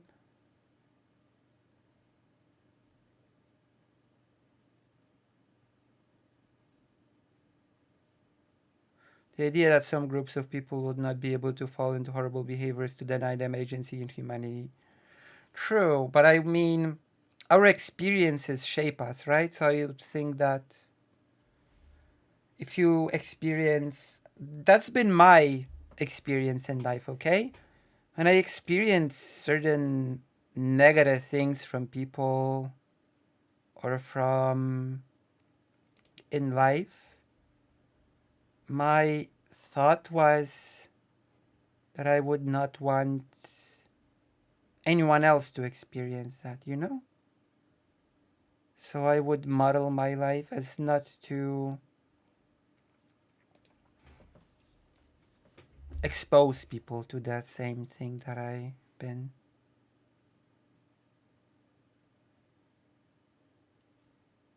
Does that make sense? King Crocodile has been debating like with President Sandy on Twitter a lot. So I guess I meant it in that sense that Jewish people went through the Holocaust, and you would think that it would like instill broadly in Jewish people this feeling of nobody else should go through this sort of thing, right?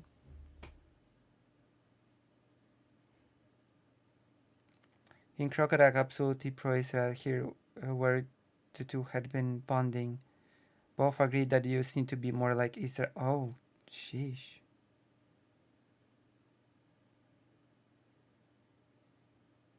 Yeah, it's not the only response people have to trauma. That's right. Yeah. Fuck white people. No. Okay, let's wrap up with some final thoughts. Forgot to address the dog whistle of anti-whiteness. This anti-whiteness is the one that white supremacists claim is threatening the white population, often insinuating or straight up claiming that there is a white genocide going on. Now, while white supremacists are typically known for takes like this, takes that position them as the victim of some grand oppression, this is sometimes framed as racism is prejudice towards a group for their race. Therefore, when you're mean to white people, that's racist. In fact, during a speech, a representative of Israel said that anti-Zionism is the new form of anti-Semitism, like the newest, the prevailing, and that anti-Zion, that Jewish people, just like they were forced to convert to Christianity in Spain, are now forced to convert to anti-Zionism in order to fit in, which is a very disgusting rhetoric. My fellow people with brains will tell you that no, you can't be racist to white people because XYZ, systemic features, yada yada. I actually don't find that response to be the most helpful. Not because I think it's wrong per se, but because I just think it becomes a battle of semantics. You know, it's a very disgusting rhetoric against Jewish people to say that Jewish people are forced to convert to anti-Zionism. At that point, what I think should become the response is questioning why this white person feels whatever is happening to them is because they are white, and why should it take attention away from the racism people of color are facing daily outside of online apps that is systemic and, killing them. Anti-whiteness, as described by the uncharitable, will never hold a candle to the white supremacist society you live in. What I think it is, an attempt to flatten the discussion of discrimination and racism, right? They're trying to make it appear as though this anti-white racism is the same as any other type of racism. It tries to make white people the victims so they can be like, see, look.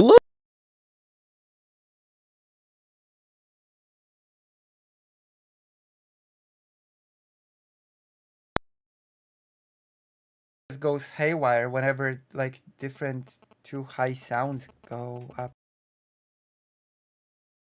Of I think discrimination it's gonna die again.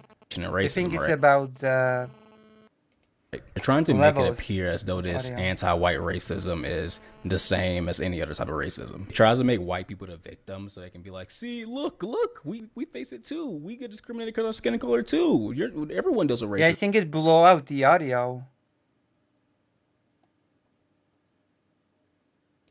So shut the fuck up about it. There are over 100 white supremacist organizations in this country. There are politicians with the obvious It goal just of blew out my audio. making life harder for non-white people. But please, let us talk about how offended you are that someone said white people can't season things. Please tell me how offended you are that someone said white people own pets because it's the closest thing they can get to slavery. Please. Cannot and will not take a conversation about anti-whiteness seriously if it comes from a place like that, from this false victim status. In all truth, everyone should be anti-white. Anti-whiteness is needed to imagine a world and fight for a world without white supremacy. And if you can't see that or take that as me calling for the extermination of white people, then unfortunately I will never be able to take you seriously. Many may ask, what will people identify with if race is gone? How will people Yeah, that's right. think of themselves? What community could be made in this place? I don't know. That is for you to decide. On its face, it can kind of come across like being colorblind, but I think it's clear from this video that that isn't what this is. But if you want to dive deeper into this topic, you should definitely check out my source list in the description. But for now, that's My cats are equal partners. This conflating of things is weird. all I have. And that is why anti-whiteness is good. I think this will be out by the end of December, which means it will be the holidays, which means you haven't given me a gift. All I want is 20,000 subscribers and you to pledge to my Patreon.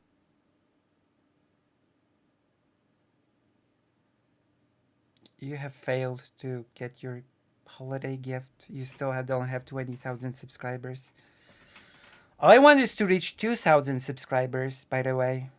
Subscribe. You can do that by yourself, right? Anyway, that is the video and I'll see you when I see you. Alright. If you've enjoyed this, then press like, subscribe, hit the bell. We're going to be examining the adventures of a person called Crocoduck. Because I've been giving a link.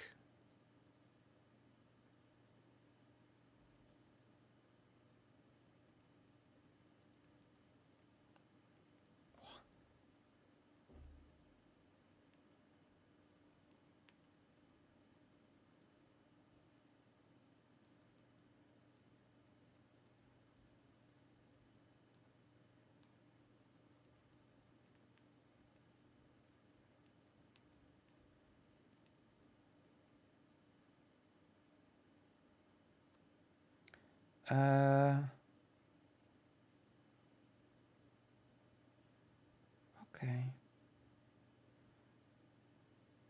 Ooh. Nice. Any comments? Final thoughts? I like the video. I think it touched on some good points.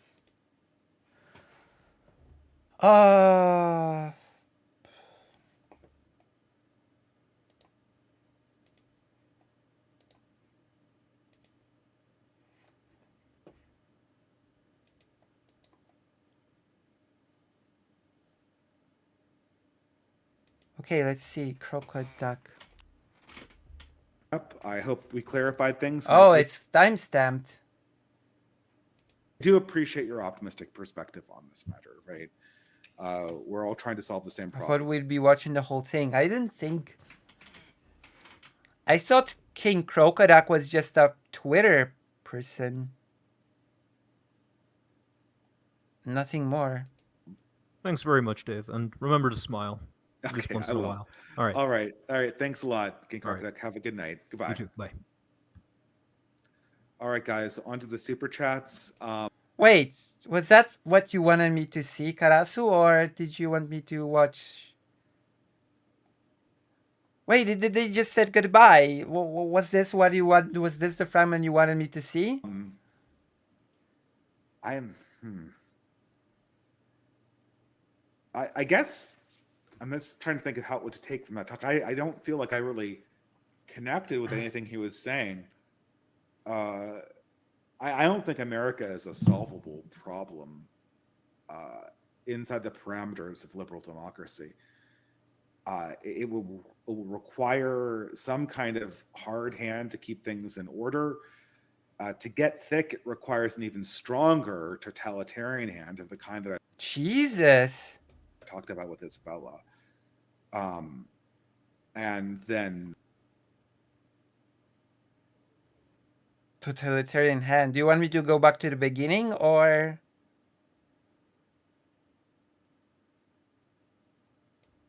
to beginning?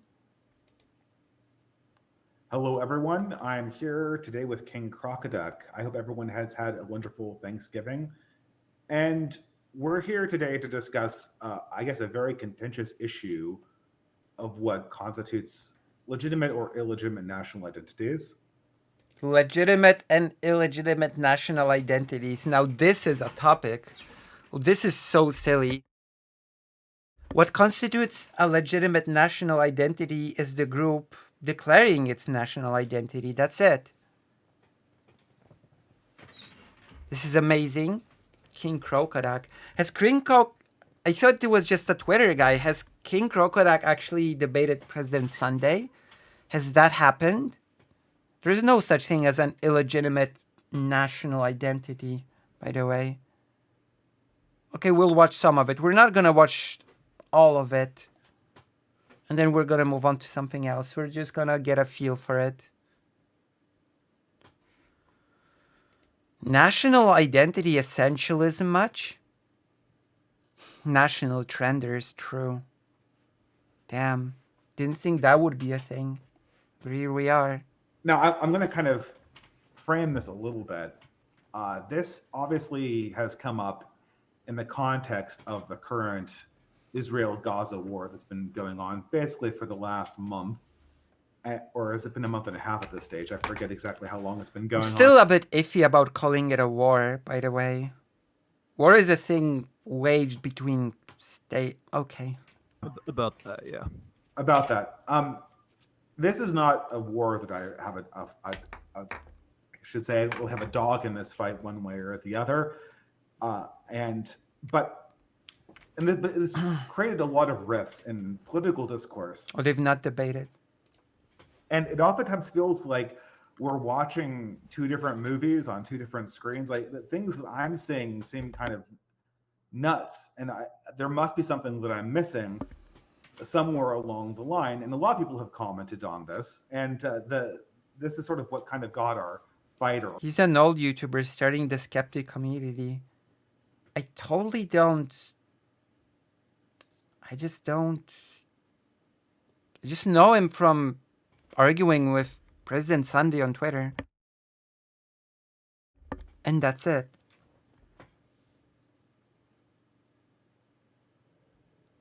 Okay, that's fair, but I don't know. War.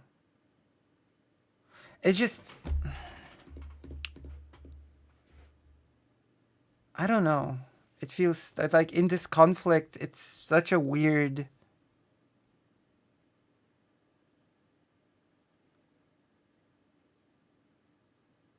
Like, I don't know. It's just... It just makes me feel weird to use the word war in this conflict, in the Israel-Palestine argument, or whatever you want to call it. You know? Online started is the most noticeable thing from a right-wing perspective, or from sort of my reactionary perspective, even people who are completely neutral, is that a lot of people that for the last 10 years have been very, very anti-identity politics are suddenly really, really, really on board with identity politics. And it's a very difficult to explain this thing. And this is something that Roaming Millennial commented on when Gad Saad retweeted the set of tweets that were, I don't know, they were very nationalistic for the Jewish identity. And Okay. Roman Millennial asked, well, how does this not contradict your previous statements against tribalism and identity politics and all this stuff? And I kind of share Roman Millennial's misunderstanding about this. And I guess I kind of postulated several other identities that might be similar to Jewish identity. If God's believes that Jewish identity is legitimate, I then proposed, let me scroll down here. Somehow I lost the link. I proposed several other identities. What does that mean for Jewish identity to be legit? Somewhat comparable. I said. This is from 1 month ago.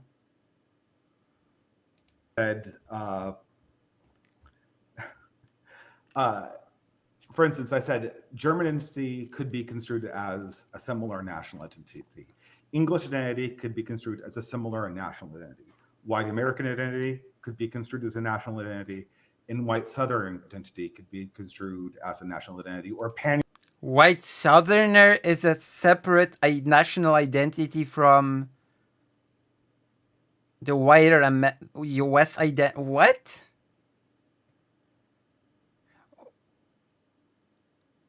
What?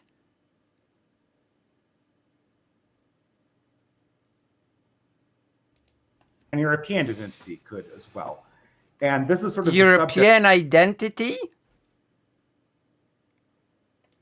of our conversation. And I kind of wanted to see how you felt about this. What? I'm not even sure what he means when he says European identity. There is no nation of Europe.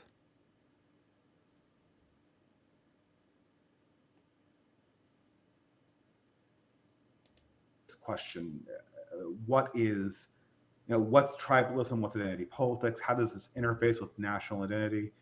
And if so, what makes some of these statements legitimate when they don't seem like they would be greeted as legitimate in other contexts? In what context?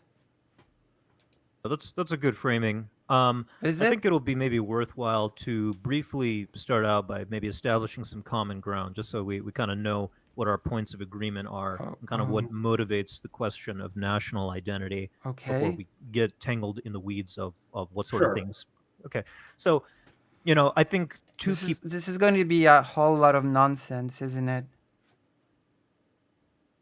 Problems of modern socio-political organization are basically the following. Number one, you have the apparent unaccountability of power in liberal democratic institutions, wherein managerial and technocratic forces surreptitiously steer society independently of the interests of the political majority. And number two, the isolation and atomization of the polity through mass media and state-sponsored indoctrination. Mm-hmm. And I think these two problems are interrelated. I think the degradation of community and the replacement of authentic collective interests with inauthentic woke interests. Inauthentic woke interests. Can you name them? Of course. Inauthentic woke interests. Functions to pacify the polity into compliance, making it unable to effectively resist managerialism and technocratic overreach, and thus enabling the unchecked exercise of political power by unaccountable This is gibberish. Members of society. So, something that sounds like music to my ears, I guess. If I'm kind of, it feels like identity politics just kind of works in modern democratic societies, though, right? Like it's a technology that, how can you not use it if it's available to you? This is gibberish, I swear. When are we going to get to the national identity thing? That's actually a thing that I feel like I'm pretty confident in talking about. Others, you're more milquetoast, right, Wayne? Like I think I can speak a bit on national identity. So let's go. Let's get to the topic. Come on. Let's skip the mumbo jumbo and let's get to the meat of the issue. There's certainly a very powerful and very pernicious weapon here, and Is it this is something wokeness? Is it gayness? Is it transness? that people who value certain key aspects of liberalism, like I do, need to take stock of and adapt to. But you can kind of separate these two even though they're interrelated. You can separate them and characterize one of these the problem of unaccountability and the other one the problem of atomization. And my focus, my thinking a lot lately has been about the problem of atomization, particularly because its resolution is a basic precondition for the resolution of the other. Managerialism is this new neo-reactionary anti-liberal language of trying to describe contemporary society. Oh. One moment, I'll be right back. One moment, I'll be right back. Let's get to the national identity. Let's go. Also, donate, please.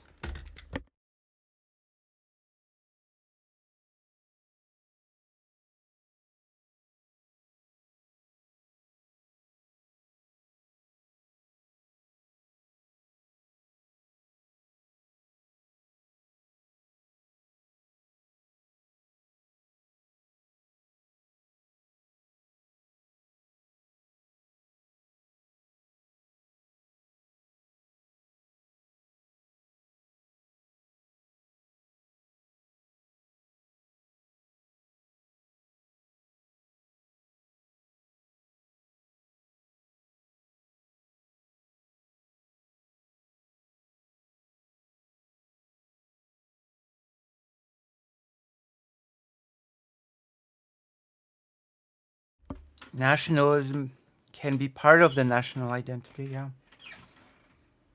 The problem of unaccountability, and also because the problem of atomization, it's been the subject of a lot of discourse, especially this past year. It stands independently as a central obstacle to the flourishing of human beings. Oh. People are complaining all the time about the lack of community and about the consequences that are downstream from this. And it's a serious problem, and I want I want Americans. Is it caused by wokeness? Did wokeness separate people from interacting with one another? So I guess Europeans too. Like I don't have people in Europe, but I'm American, and I want Americans to have community. I want them to be able to enjoy the benefits that I think Zionism has conferred upon Jews in Israel. And I guess kind of my thinking is I want to export the successes of Zionism to America. For real? And if Europeans take these on as well, then of course I'll be pleased with that too. Yeah, I mean, Are you serious? What does that even mean? What does that mean? To incorporate Zionism in America? I have no clue what that is supposed to mean. What, are Americans going to leave America and form a new what? I'm not a nationalist, but I'm reactionary. So I'm very comfortable with people identifying however they want in terms of their, like, if it's Pan-African or Pan-European or Germanic or whatever. I think that this is Germanic.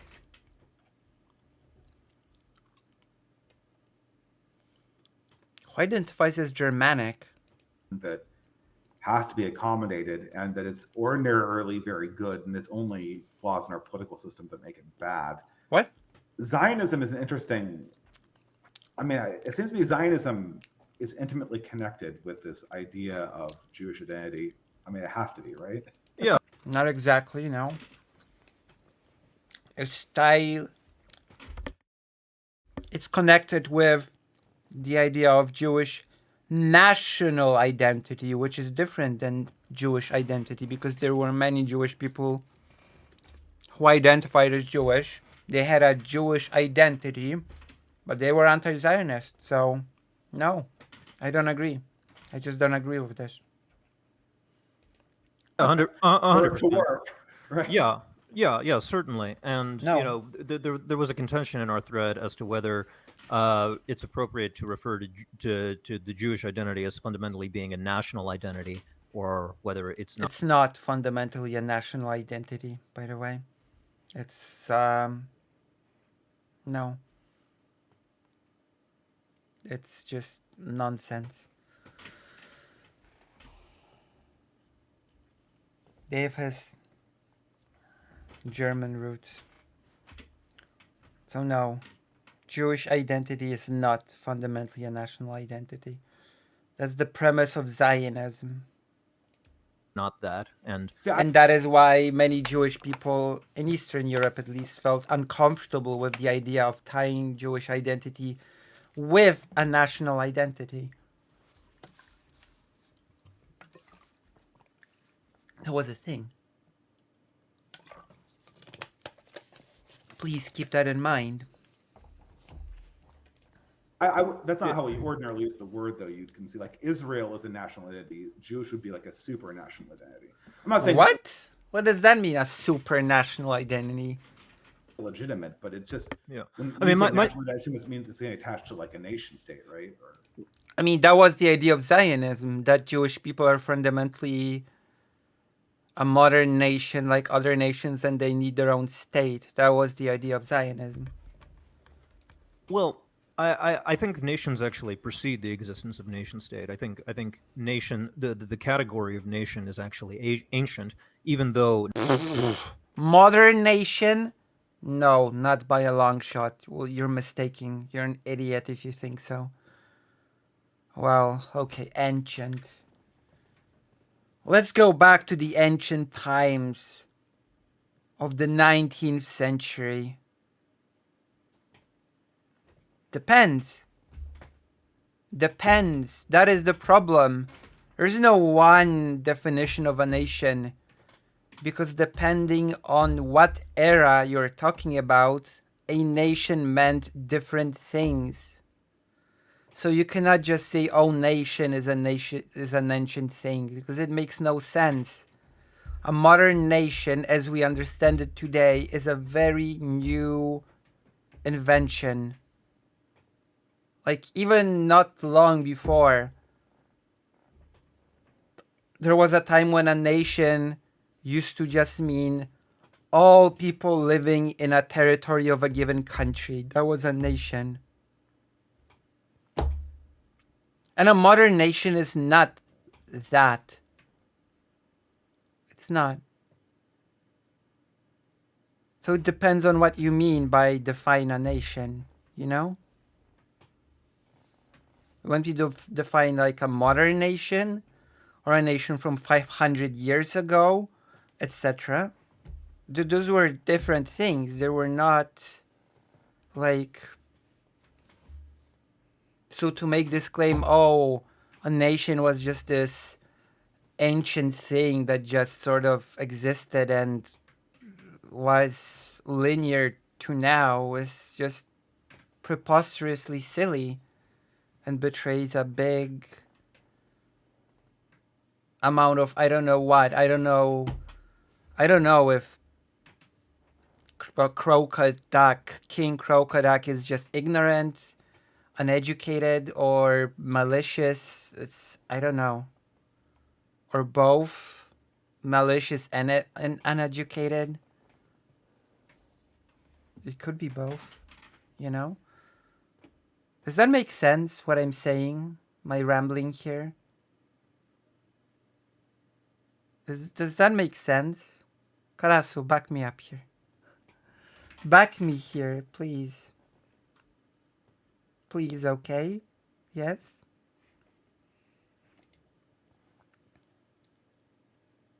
He shouldn't be allowed to call himself a duck. Malicious, uneducated, and the other.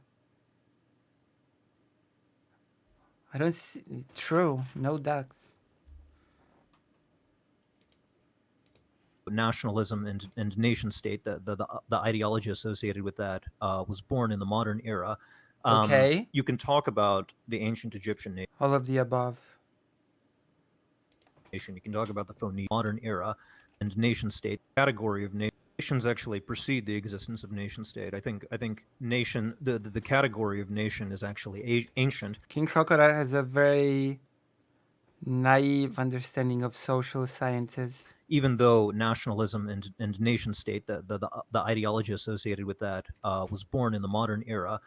The modern nation was born in the modern era, You can and he's doing a kind of essentialism project into the past. Yeah, he's doing the thing that I hate when people do. That's the worst thing that you can do. That's like as a person that loves history, that is like that gets me the most angry when people trying to take the model of a modern nation state and just sort of project it into the past infinitely. It just makes me so mad. It just makes me angry. It's very disappointing when people do it because it's just it destroys our understanding of the past. It destroys our understanding of the present. It destroys our understanding of how it destroys our understanding of the fact that there's not just one way to understand a country, a group of people living in a country, that just because we perceive society as the way we do right now, it doesn't mean that it was the default understanding of the people in the past. And okay, if the understanding of the past was different, how nations, quote unquote, and societies were organized were different than now, that it doesn't just go to ancient times, because saying that it goes back to ancient times sort of implies that it's in a way unchanging. Okay, that it's, yeah, some things changed in the modern era, but it's a concept that basically existed from ancient times and has been in its core components mostly unchanging, which is not true. Okay, it's not true at all. It's been totally different, the understanding of what a nation was. And so if it was different in the past, it's different now, it stands to reason that it could be different still in the future. And that is a thing I suspect that a person like King Crocodak has a problem with.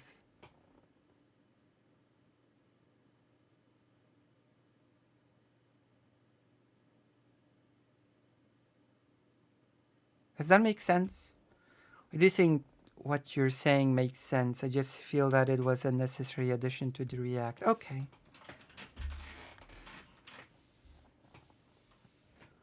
What do you think? You can talk about the ancient Egyptian nation. You can talk about the Phoenician nation. You can talk about the Assyrian nation. These things did exist in I'm antiquity, and some of these continue to exist into the present day, including, I would contend, the Jewish nation. no, no. Oh my god. That's so that is so wrong. Oh, the Jewish nation. No. Oh my god. No. I fundamentally disagree with this.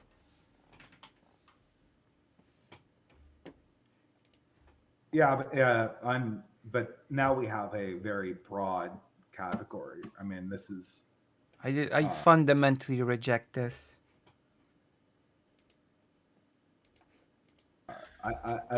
This broad category could encompass any number of things. Yeah, and I want to Certainly, kind of I want to reach some conceptual clarity as to what exactly this category is. Okay. And that's King kind Crocodak is going to explain to us what a nation is. Prepare yourselves. This one's going to be a doozy.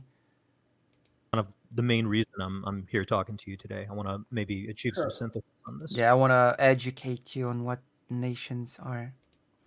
I mean, so the obvious corollary, I mean, there has been, for the last 1,000 years, there has been a concept of a European identity, and there certainly has been a concept of a Germanic identity. That's wrong as well. What?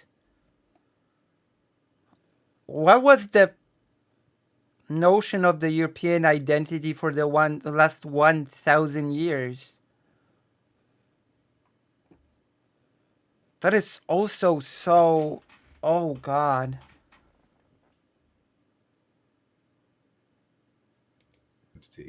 And this has been very political and has at numerous times had Very political. national expressions. Now, does that mean that there is a European or Germanic nation in that sense? I would say, by the definitions you've given me so far, and by analogy to the Jewish one, almost certainly. What?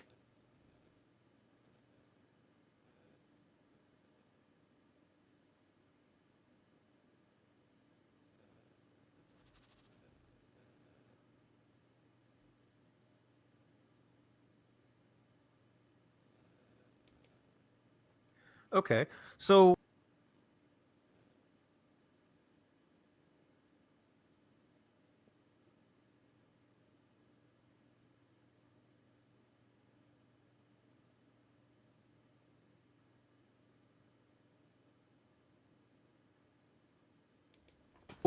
let's maybe back up a little bit and think about kind of what motivates the reason why we care about national identity in the first place. For my own money, I think the purpose of Okay. National identity is a new concept. It's a totally new concept. Modern concept. You're gonna argue that national identity has been a thing since ancient times? national identity is that it functions as a scalable social adhesive for disparate individuals and families, enabling the expression of a collective interest that facilitates cooperation and sovereignty. Cooperation. Look, That's if you do not have a national identity that's strong inside yourself, you're going to be obliterated in the modern world. what? That's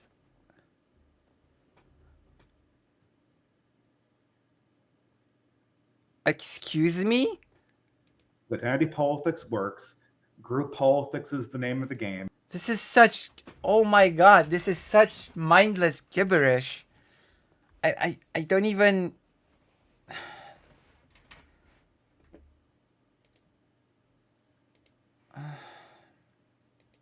And if you're the only person not defending yourself in the modern Did you get your nationalism armor set yet, Lucy?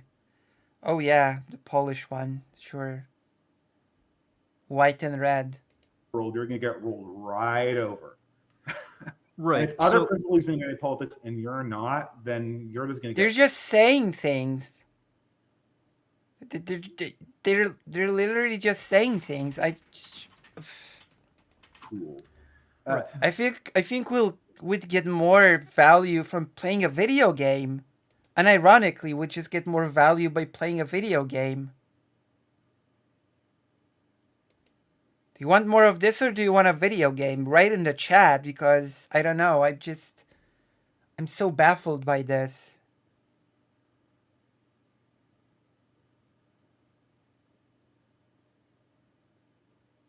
It's just they're just saying things without any video game.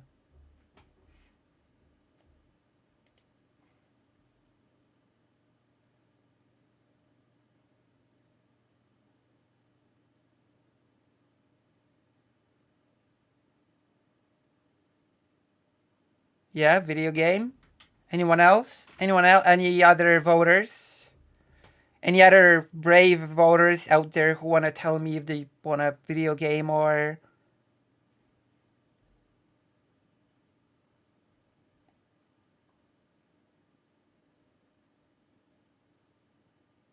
I might finish watching this privately, but...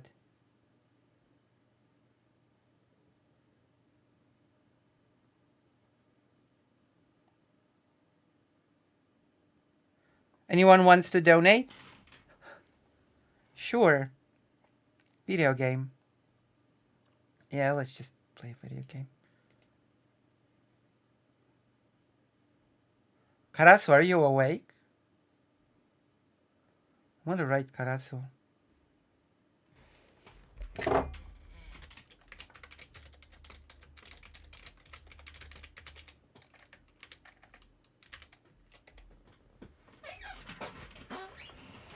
Holy moly. We could give that game another try. I'm thinking of playing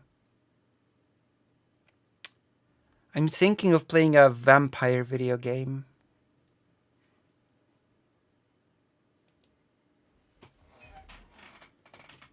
We'll see. If not, we're gonna play Sea of Stars. Sea of Stars is a good game. I'm feeling like Rising or Half Awake. You wanna play Rising? You wanna play a vampire game with me? You wanna play V Rising, Karasu?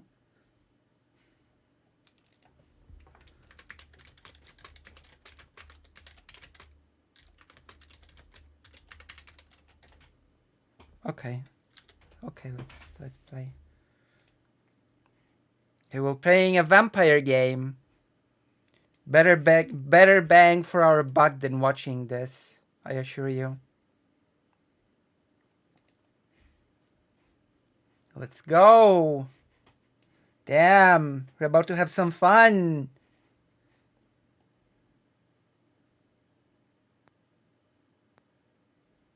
All right, let's go.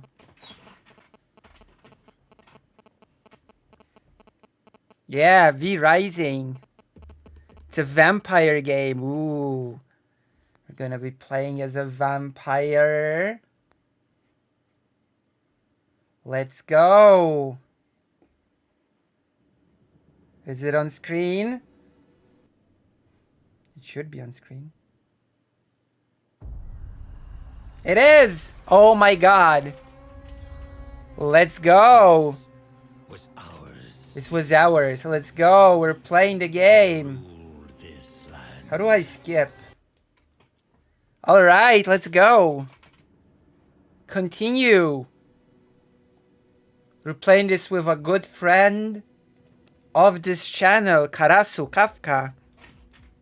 And hopefully one day we'll be able to play with another good friend of this channel, Nyx. We're a trio of vampires. We're a special trio of vampires that live in a castle. We slay monsters together. And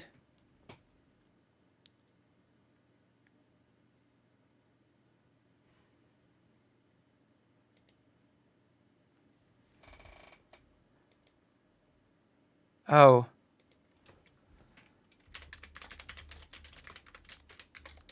They're evil. There you go. Yes. Yes. Yes.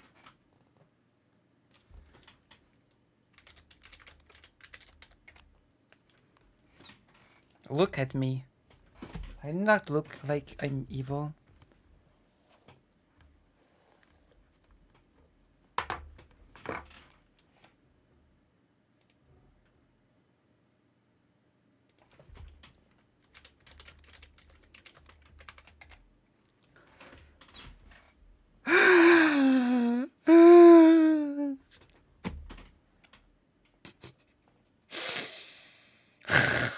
You walked into that one.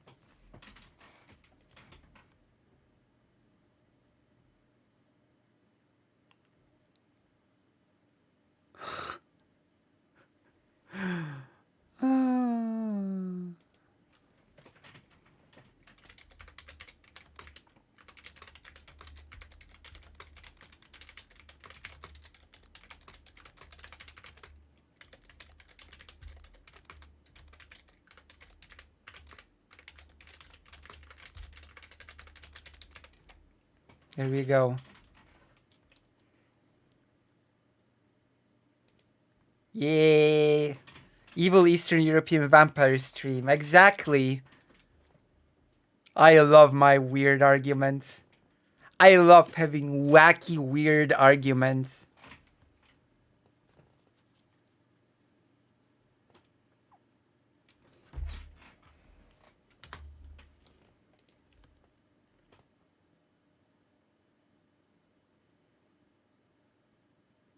Enjoy your 4 viewers. Thank you.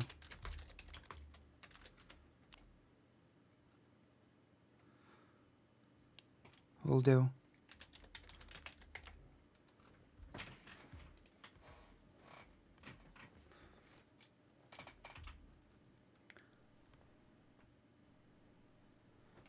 Damn! Don't diss free people that watch me.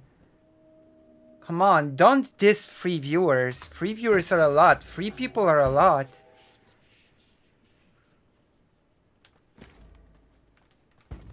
Free people are not nothing. Come on, be nice and considerate.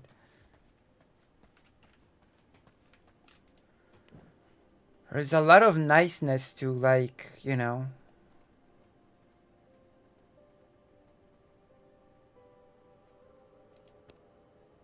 You know what I mean?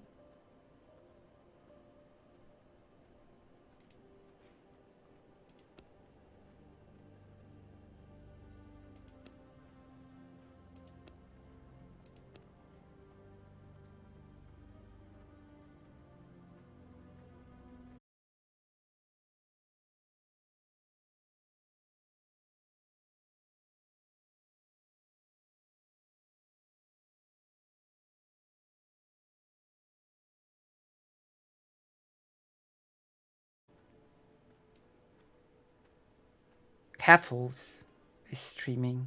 Oh, it's free now. Never mind, it updated. What? What the hell? What happened? Continue. What happened to the server?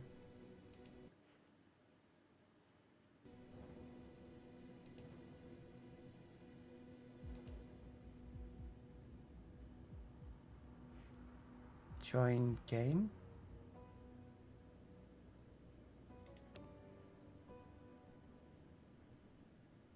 I've never been disconnected from this game before.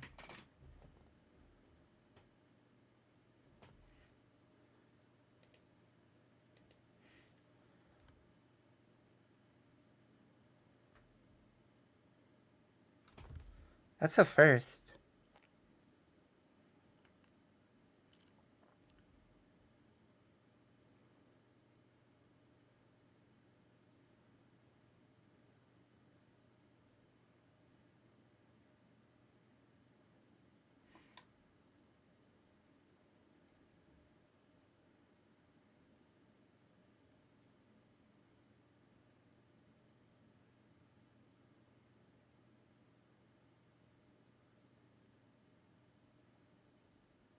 Damn.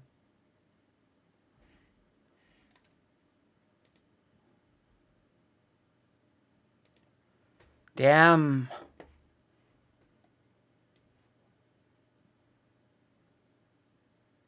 Maybe Caffles is going to raid me. Still just says 2024 for Ayuden Chronicles. I think we have a date now. Or something. Ayuden Chronicles, that game's gonna be good. Okay, where am I? Where's Karasu? Oh, Raven. Where are you? Where are you, Raven?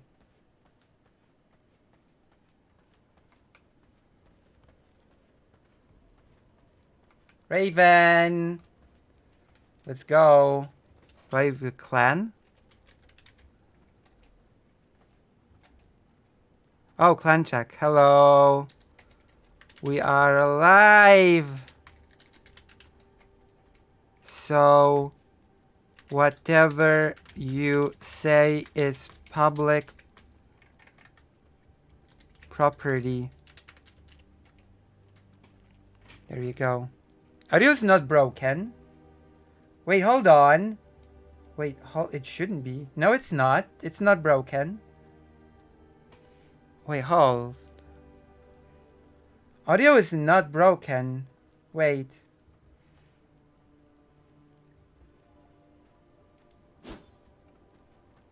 Audio is not. Is it broken? No, it's not. Hold on. Where are we going?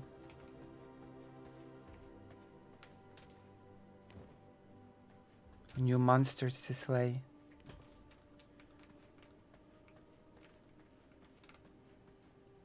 Look at this chest. There's a giant, like, thing. Let's feed it some rats. Oh, damn.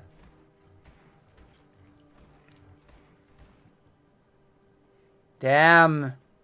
Let's feed it a weapon.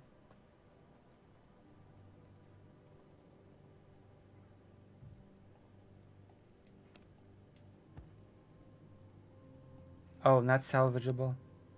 What can I salvage? I have to get rid of materials.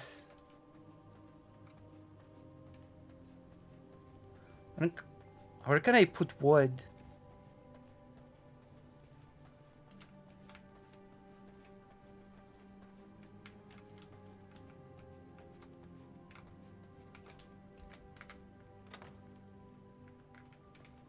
There seems to be some order here. Seems to be an order to this madness. Okay, this is gonna sound very bad, but I have to ask this.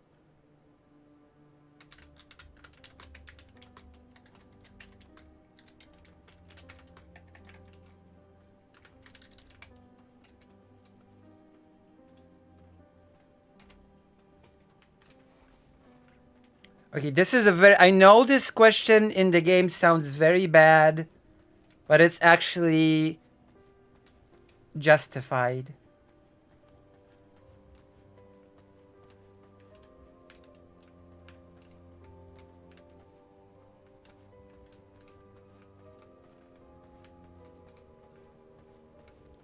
It's actually all justified.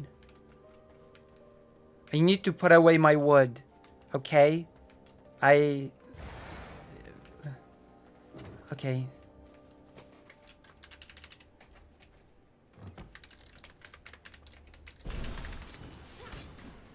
Ah.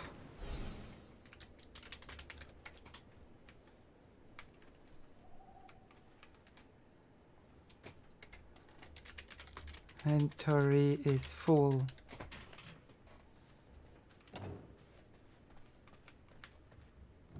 Okay, let's go. I need to throw away items. Here we go. Here we go. Okay, let's put it here. Okay, wood. Okay.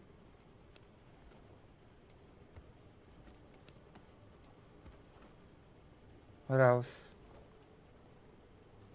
Hey, that's it for now. Okay, nice.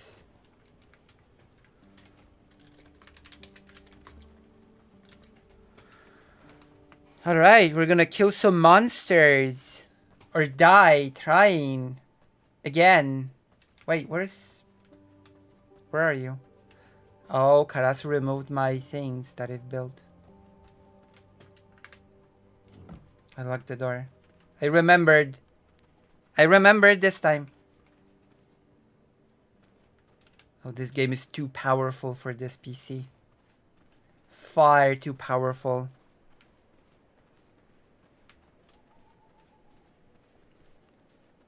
That is so weird.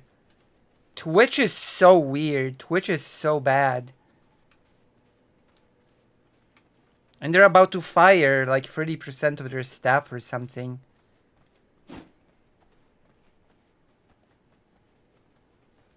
Can you believe that? We're going on a hunt.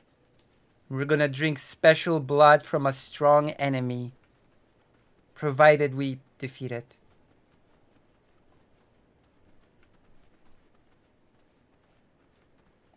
So we're now going to our prey. Raven, or Karasu, is leading us to our prey.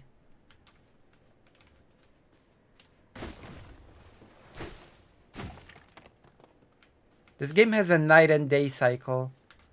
So when it becomes day, we have to hide because since we're vampires,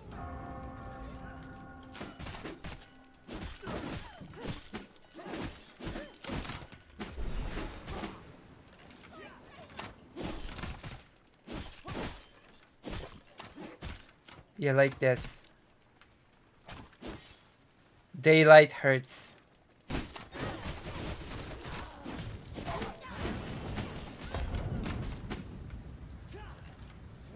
Daylight hurts us, so we have to hide in the shadow. We cannot stay openly in the sun, because it will damage us. You know? My bags are filled.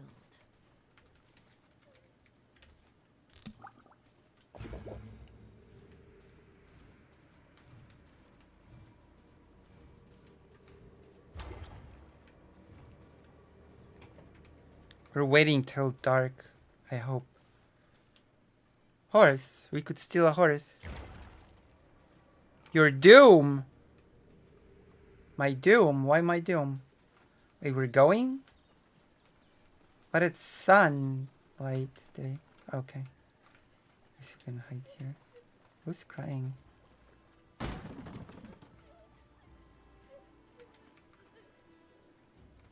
Don't cry. It's okay.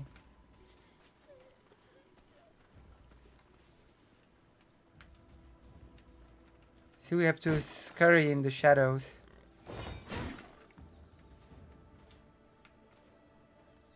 Because otherwise we get cooked by the sun.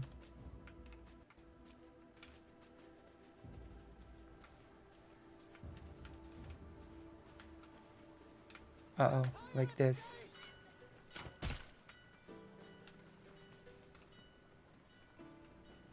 I think we're trying to lure them.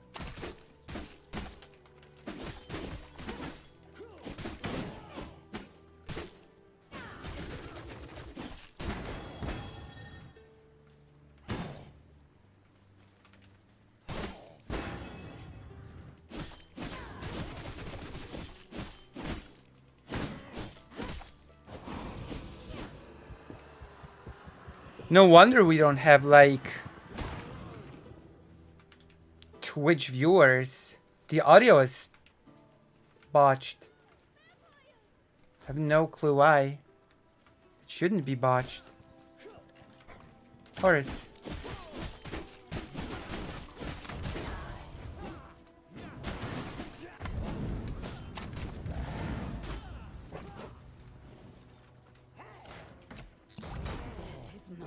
Oh my god, I died.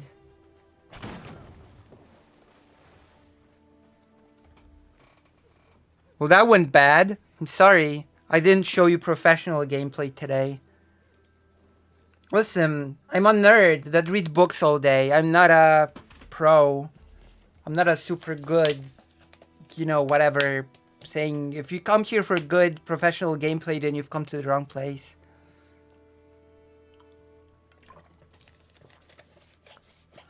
But if you've come here to lack my lack of skill, then I guess you're right in the right place.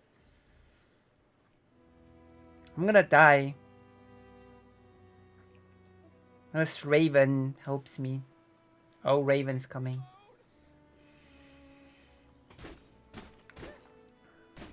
Oh, don't kill the poor. Oh no.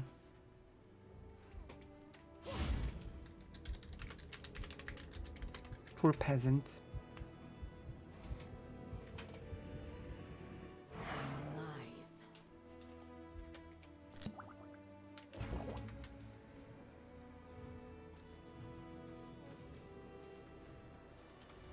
Horse.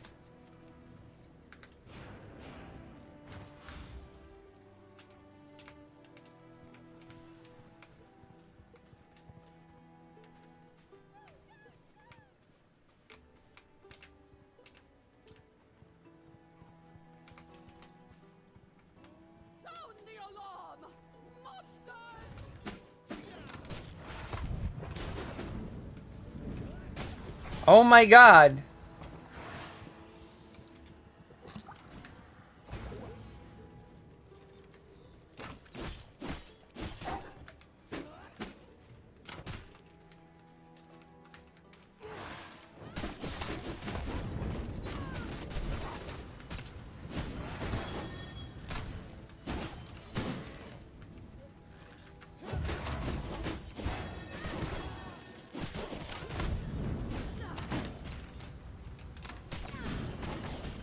I'm under attack!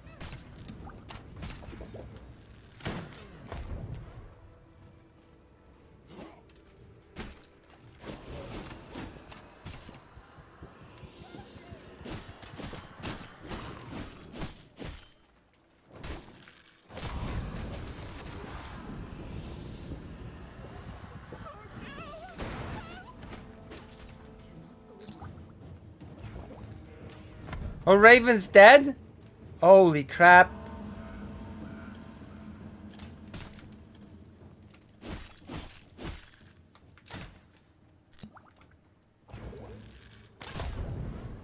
Holy crap.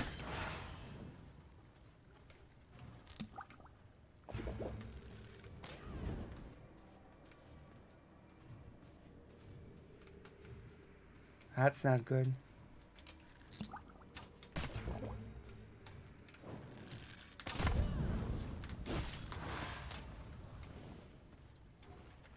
Is this a boss? Feels like a boss.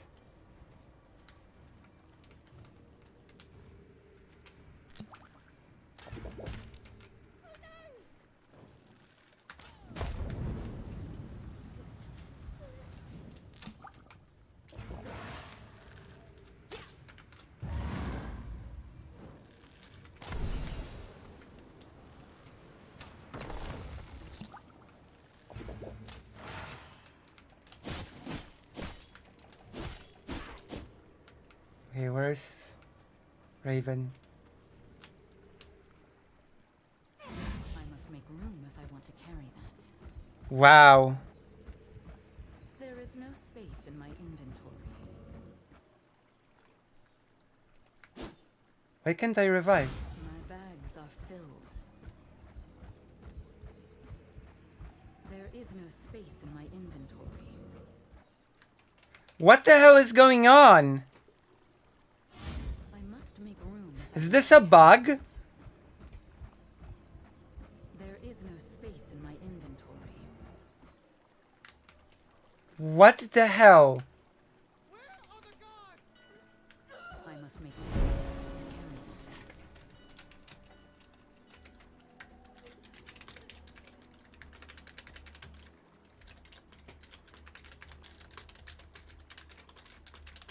that. Okay, that sucks. Okay, that's ridiculous. That's stupid.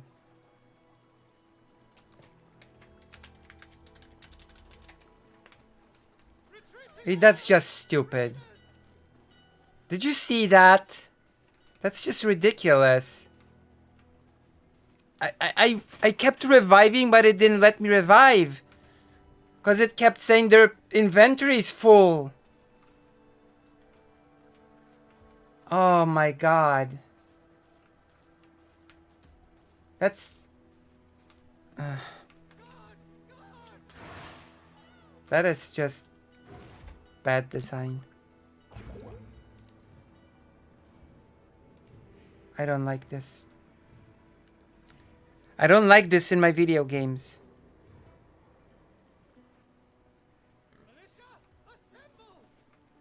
We're gonna kill the militia.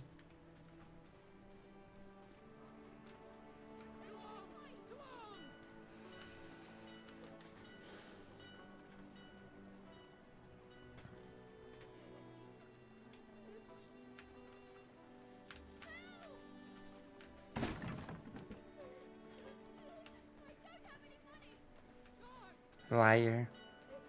I bet you have money.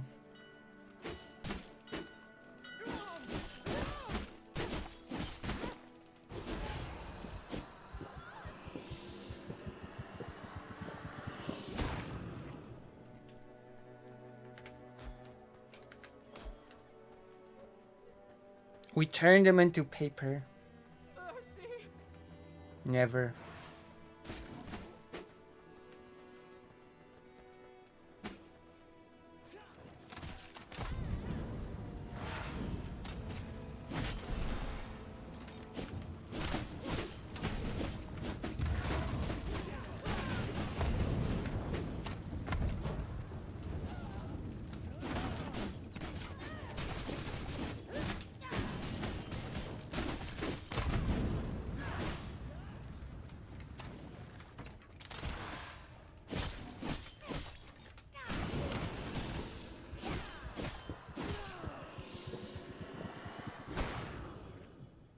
There we go. We did it.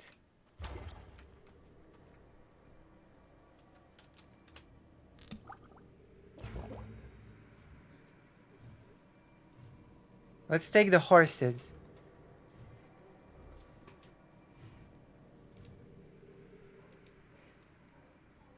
You. Vampire! Light, save us! Why did we need to get that lady? Leave me be!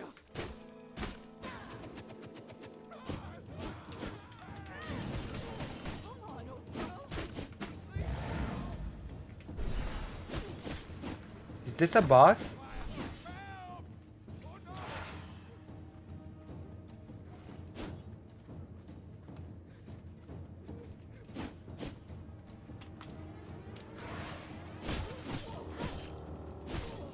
Gosh, so much HP.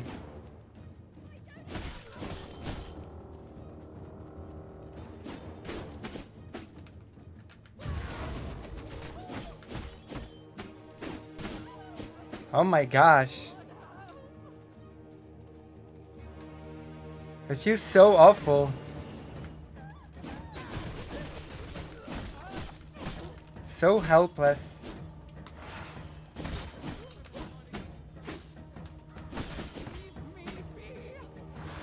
Damn.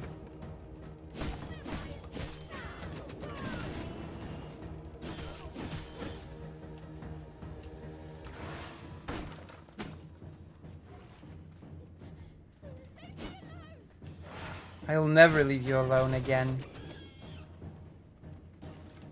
Killing them pigs and stuff.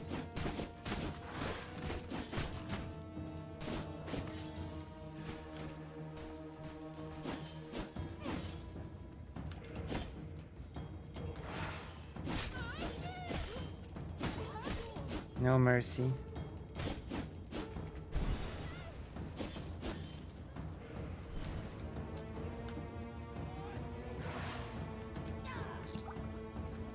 Uh-oh, wrong button.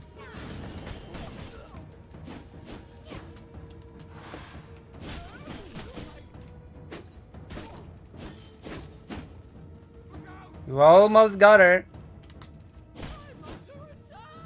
You are.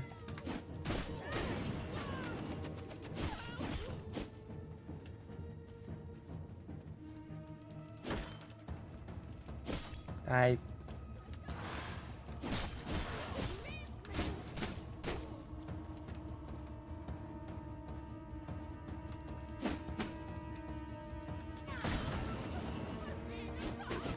almost done. No mercy. Damn. Please, be merciful. Damn. What is this gonna give us? Taste of knowledge. New blood unlocked. Beatrice the What does that do? What did that give us? Wait, hold on. What did that do? It what? Uh, okay. Did I do anything?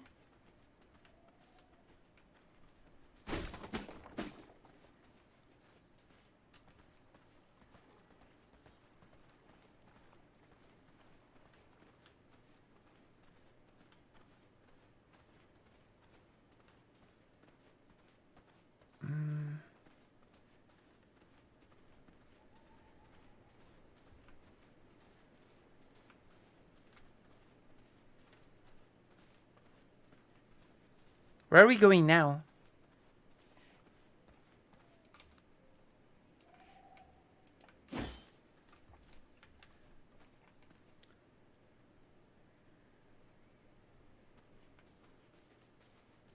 Learn how to weave. Oh. Okay.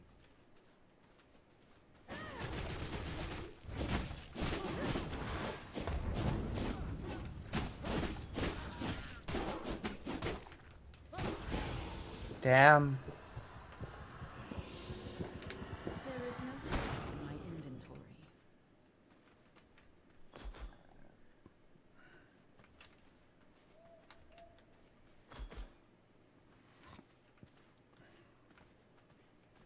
I'll have to do some inventory management.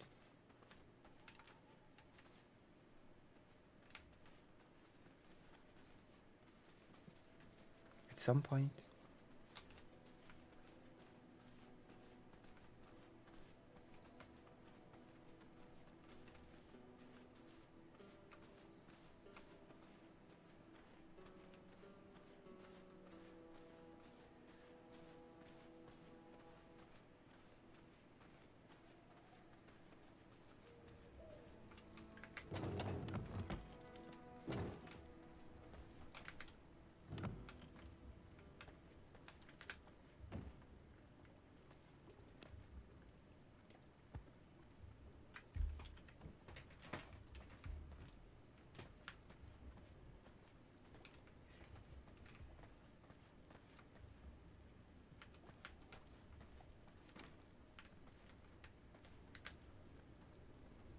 Oh. I don't have any of these.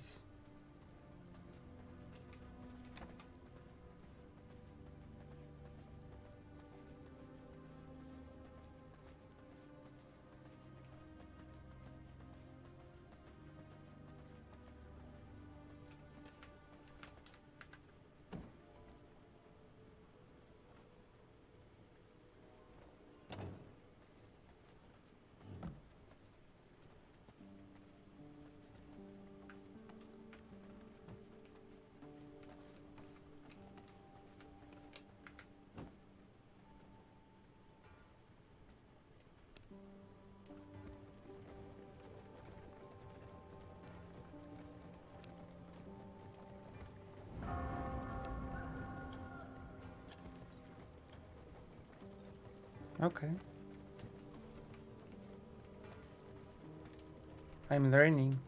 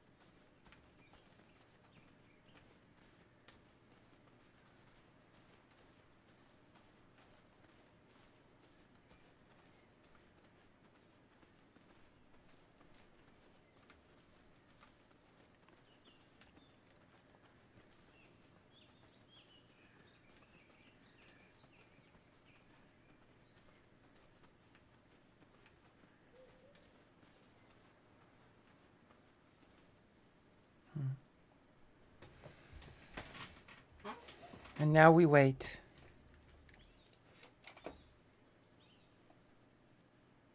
And now we wait.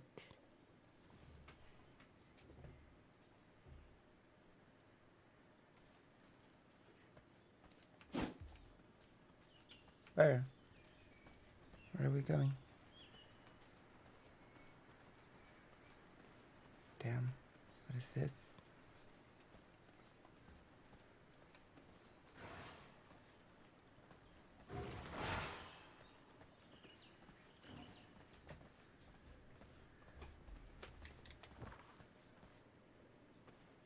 Oh. We're going so far.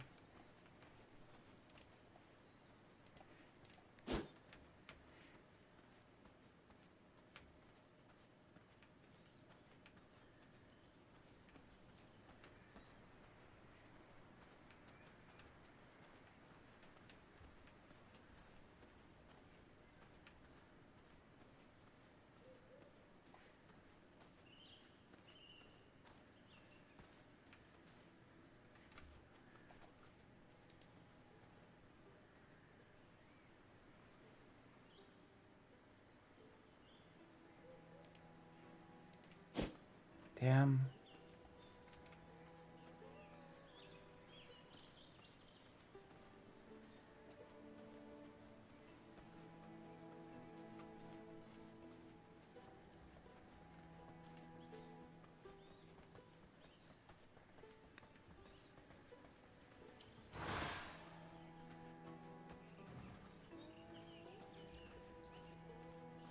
Will do.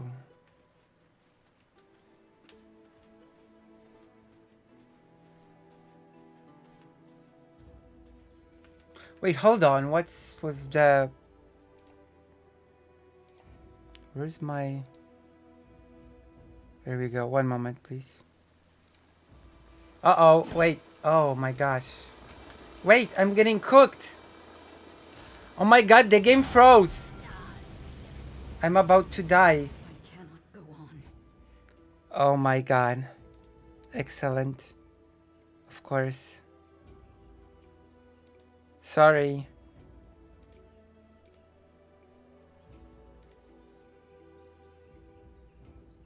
Oh. Those two. Loons.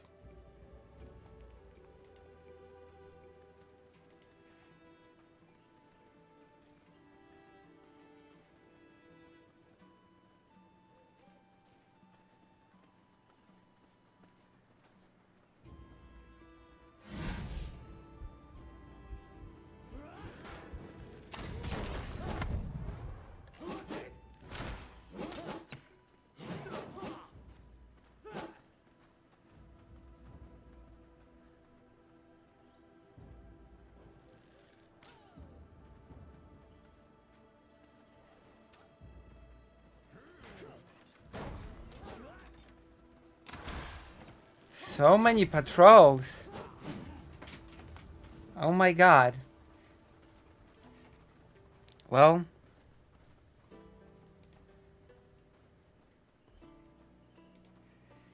Yes, that's it. Damn.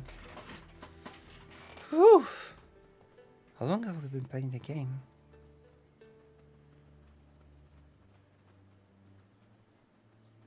Oh my god, time flies when you're having fun. Yeah, good night, Lenitas. I'm not sure if I'm not gonna...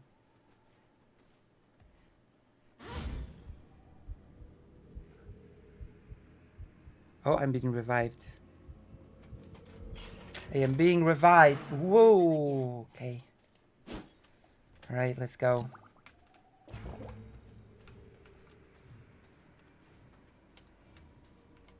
Sorry. Sorry for dying in such a silly manner. You know.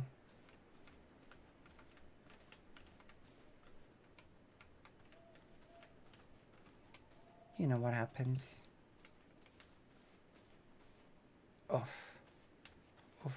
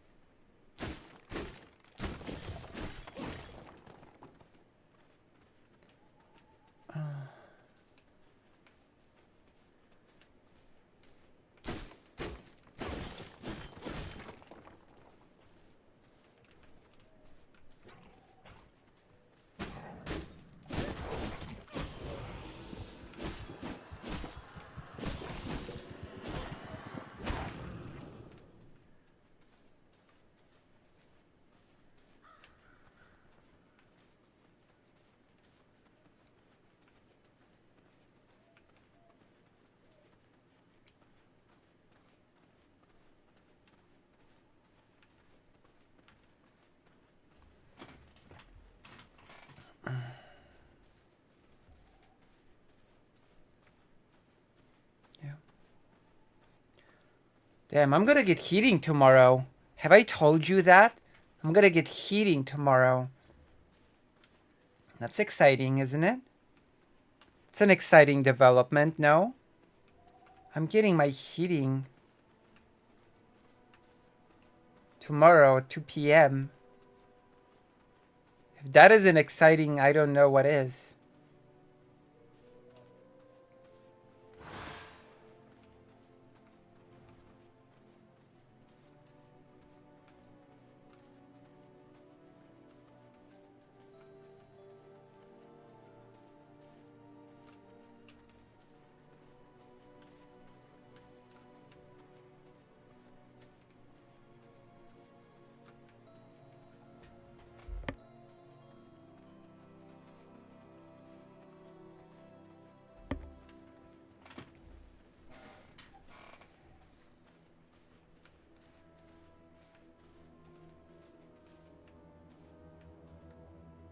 Yeah.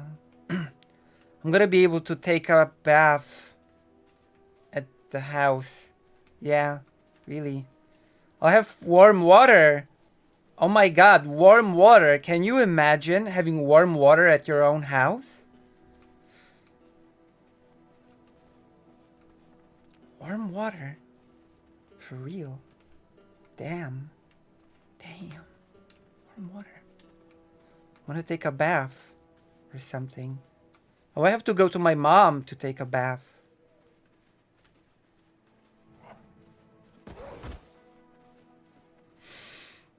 Cause there ain't no way.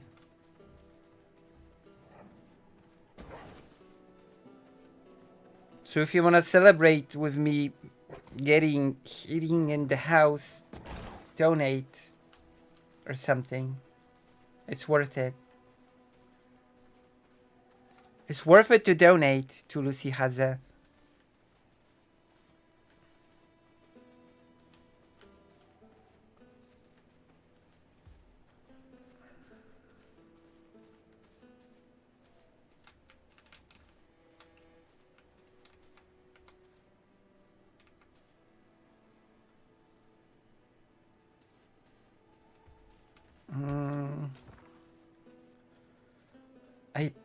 I'm not sure. I think. Maybe.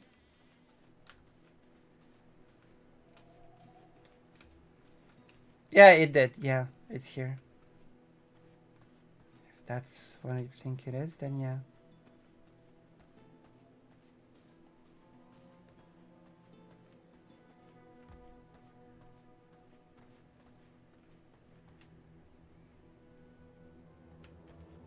So what do we do now?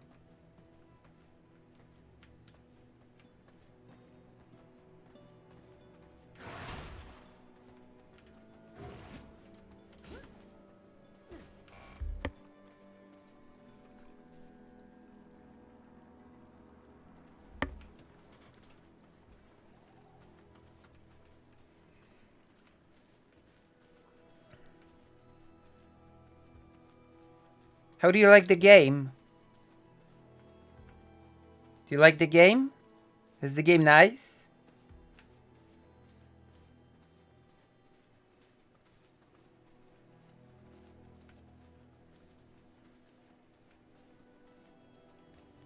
We're having fun watching us roaming the land, the two vampires fighting for survival in this wild, wild terrain, feeding of the flesh of our enemies, drinking blood, waiting till sunrise passes, killing innocent suing ladies so we can learn how to sue, and all that good jazz, right? It's an adventure.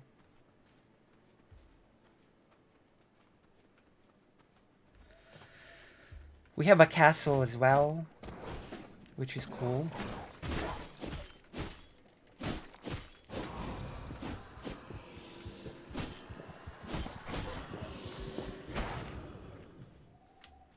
Couldn't feed.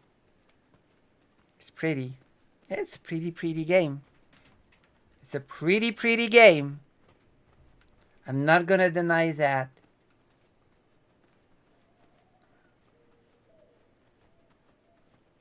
I'm not gonna deny that it's a pretty game.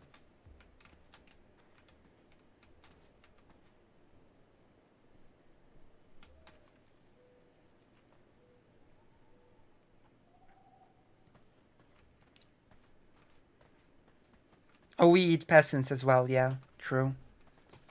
We do eat peasants as well. For lunch. Peasants.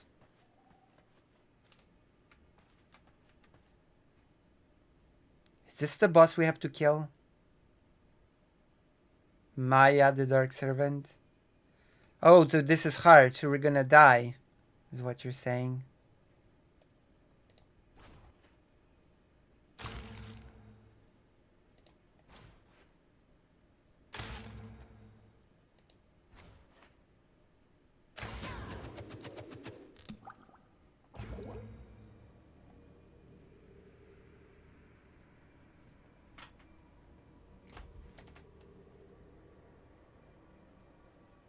Okay, I'm gonna kill the shadows.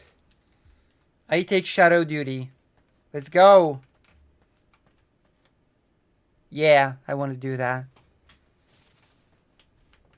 Yeah. Let's go.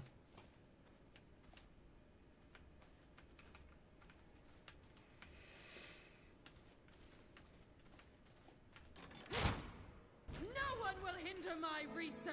Where is the shadows? Uh-oh. Oh, shadows. Fast little critters. The exquisite Oh, but they die pretty quickly.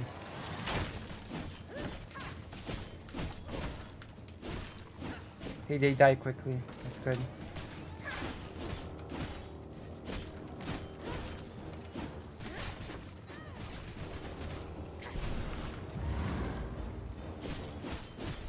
death by 1,000 paper cuts.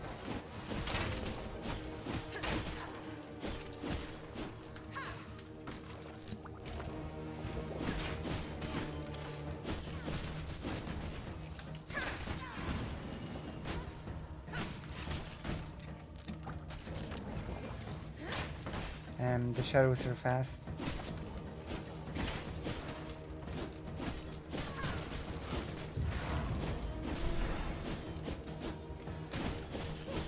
Do you also thirst for research? A sacrifice is required.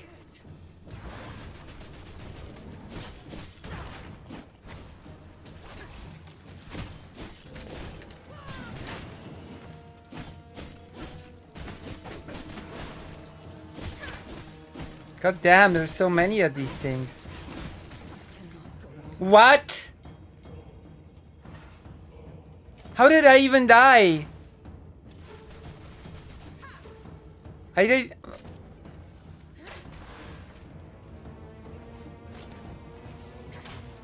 I didn't even see how I died. Oh my gosh, I'm not doing well. Am I? Oh no. I'm gonna apologize.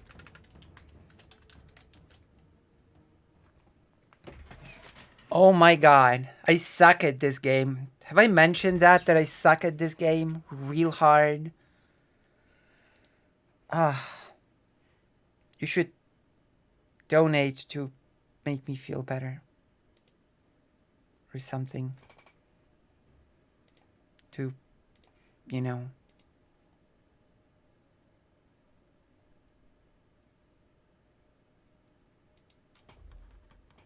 My feelings. My feelings are hurt. Well, we destroyed her desk, so that's good.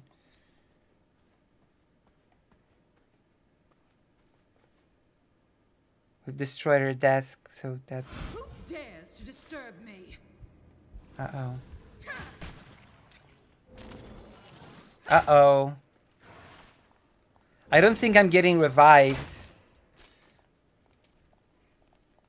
I don't think so.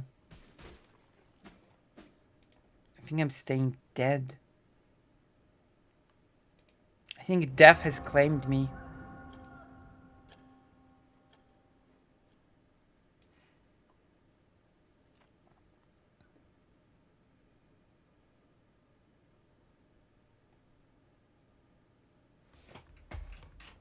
Yeah, respawn.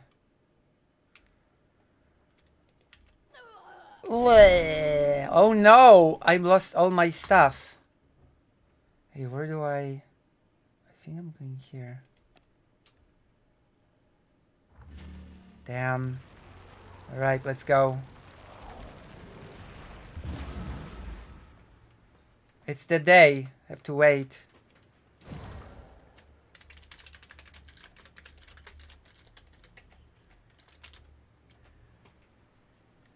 Alright. You all having fun? I think you're all having fun. I think the proof is in the pudding.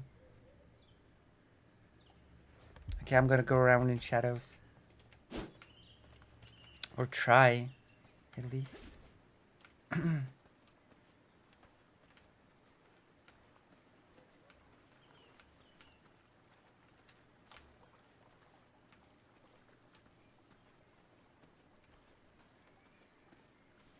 1,000 paper cuts. One paper cut is painful enough. 1,000? That's just unbearable. No, that's just too much.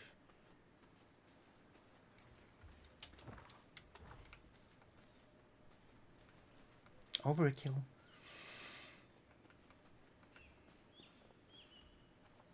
Isn't that right? The boss's lines were goofy.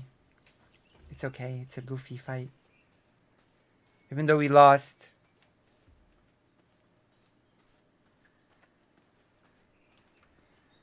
Because of me.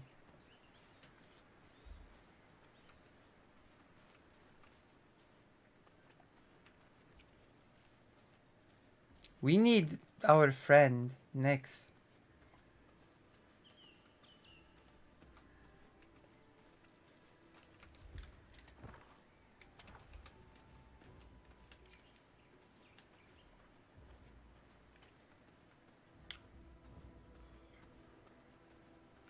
Oh, I'm so sleepy.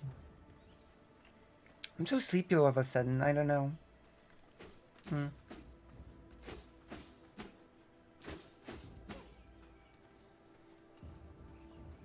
Brush my teeth.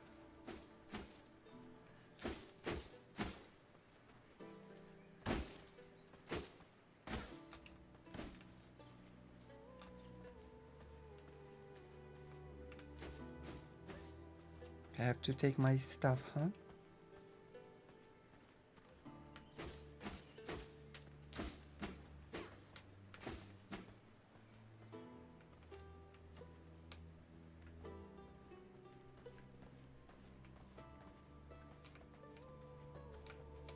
No one will hinder my research. Okay, let's go. Let's run. For now.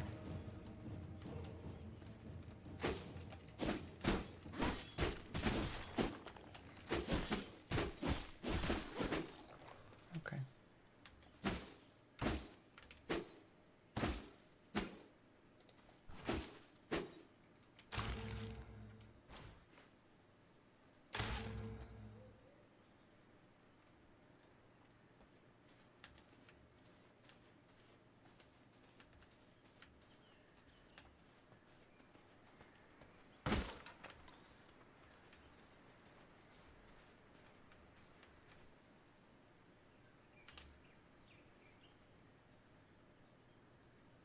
Okay.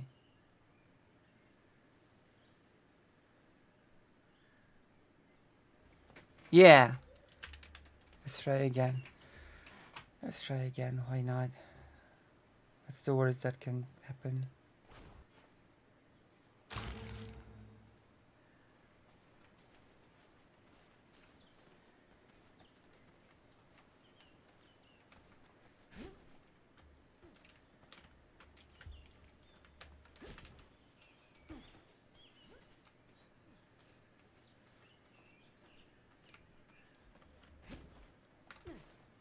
What does blood do?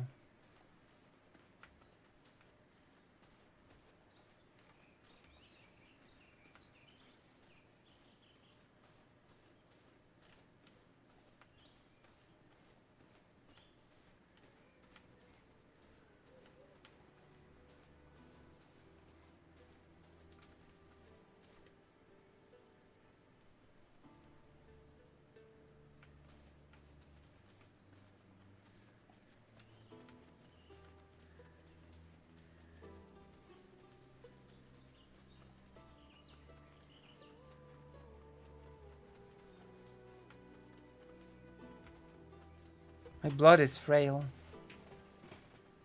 0%.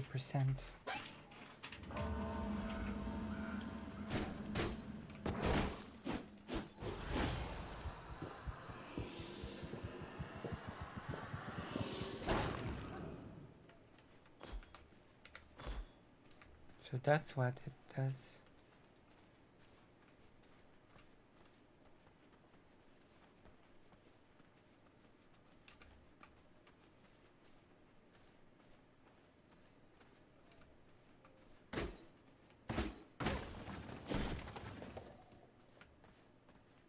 What is this?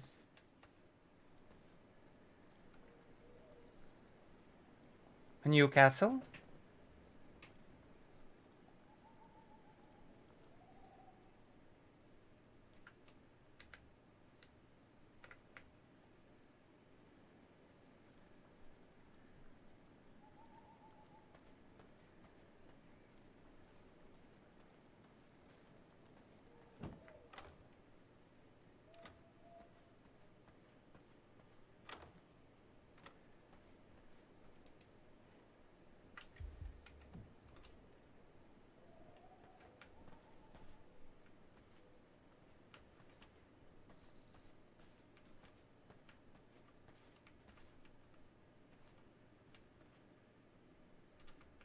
Is this someone else's castle? Wait, there are other people here? I thought it was just the three of us. Here, on this server.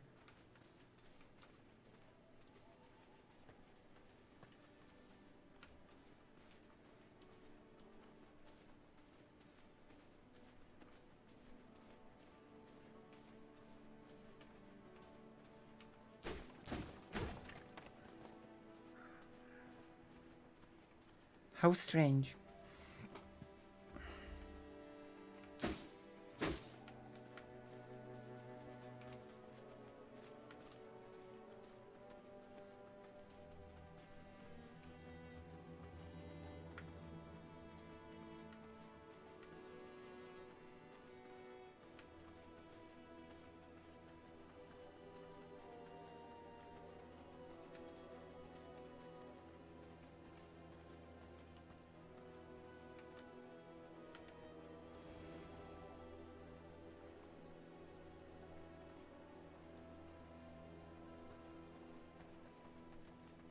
Yeah, but on this server?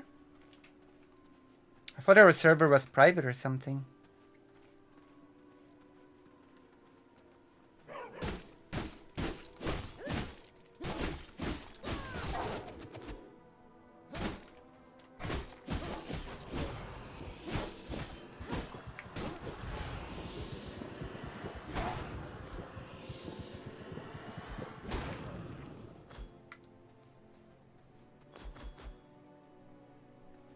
Oh.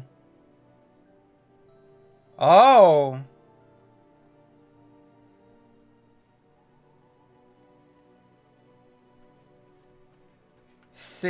13. 13%.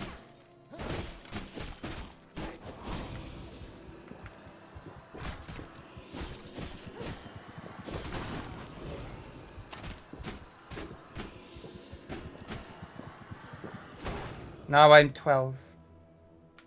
Okay, I thought it would stack, not replace.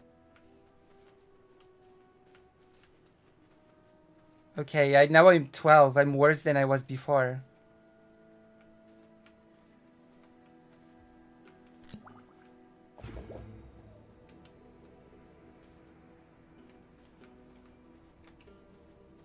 Okay, now I get it. Now I know why we're losing against these bosses. We need good blood. Okay.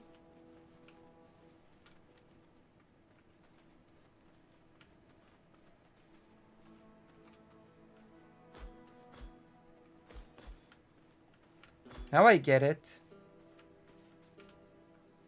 I've been ignoring blood all this time. No wonder. We're like...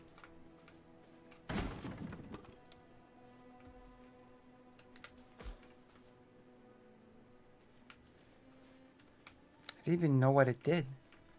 Till now. Oh boy. I've been playing this game blind.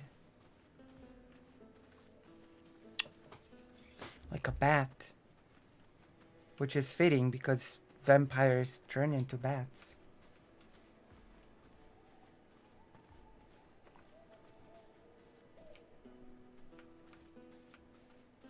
They do. It's true. True blood.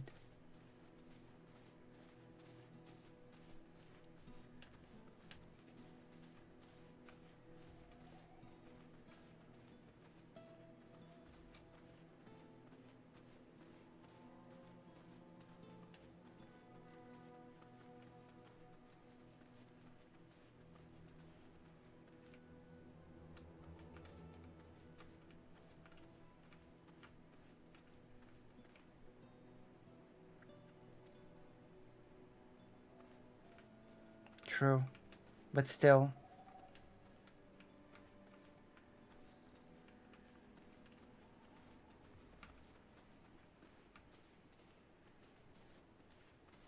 It's true.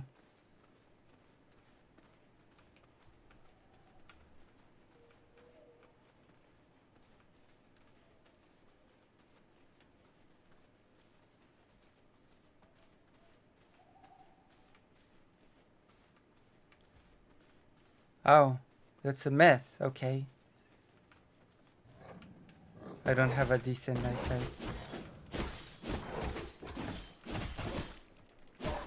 Okay, these are not good.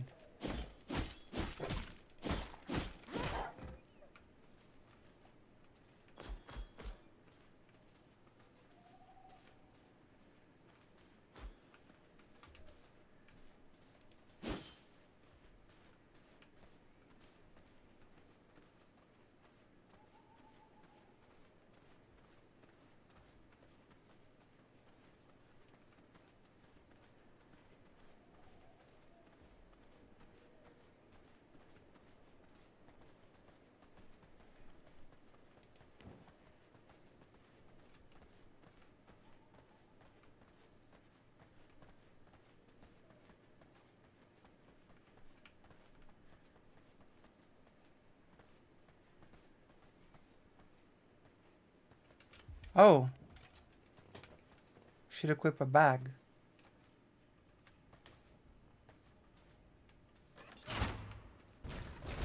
Don't touch anything!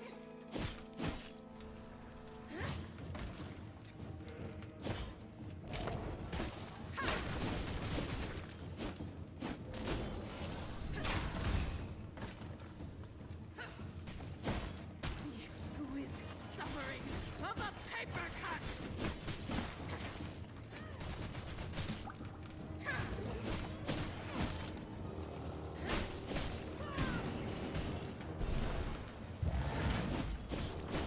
Death by 1,000 paper cuts!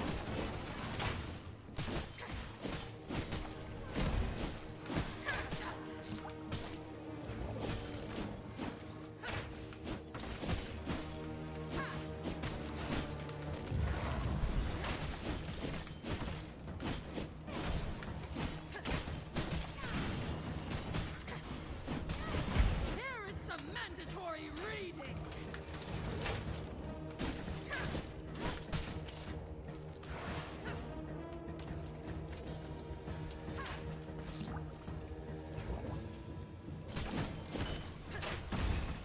Do you also thirst for research?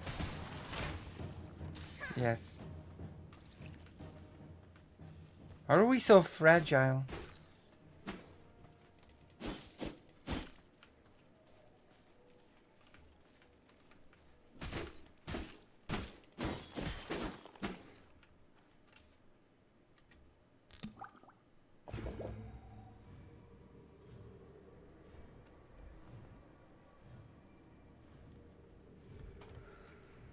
Oh gosh.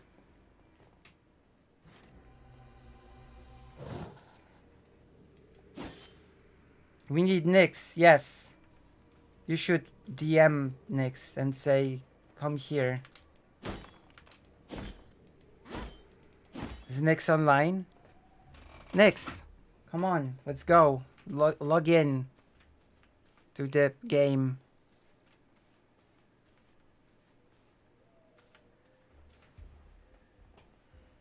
To the stream. Let's go home. Okay, let's go home.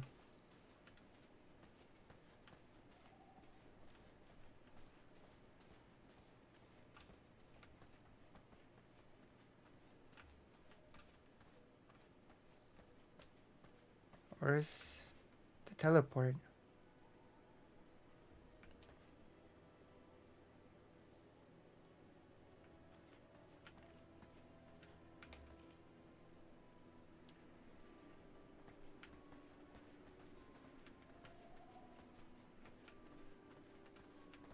We need to train.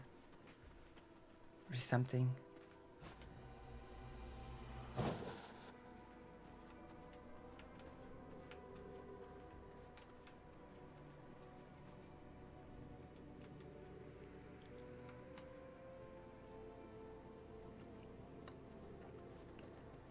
Oh.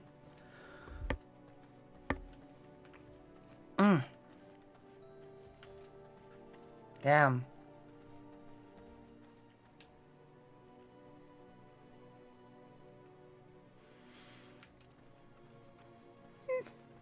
I'm getting pretty sleepy myself. I wonder what Prison Sunday's up to.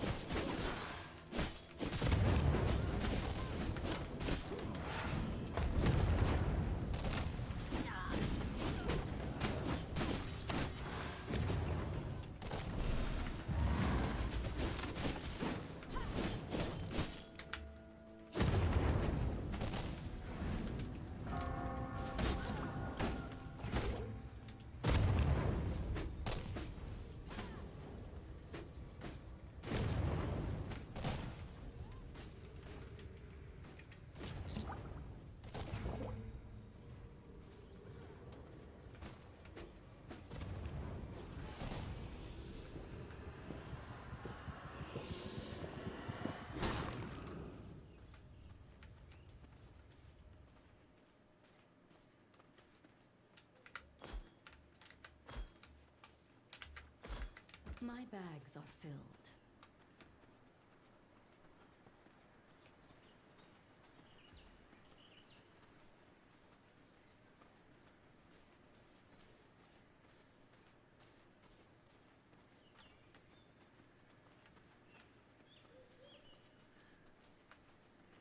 Almost home.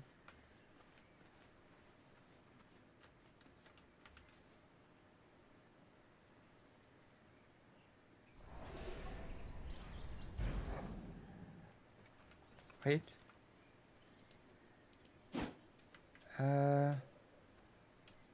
What's the left control?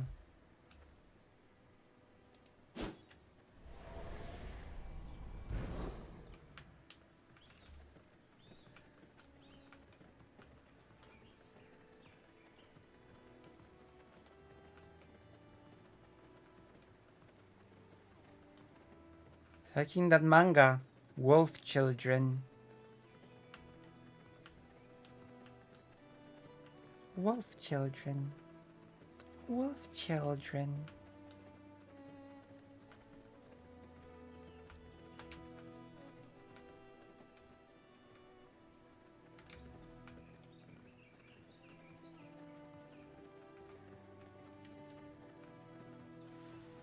In perfect unison, moving like the wolves.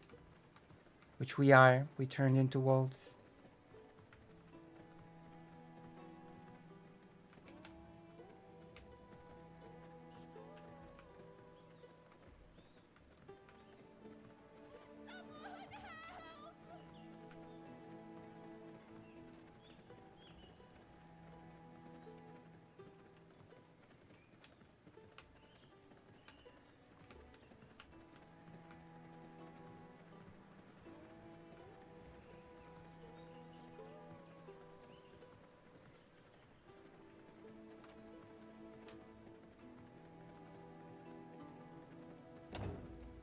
We're home.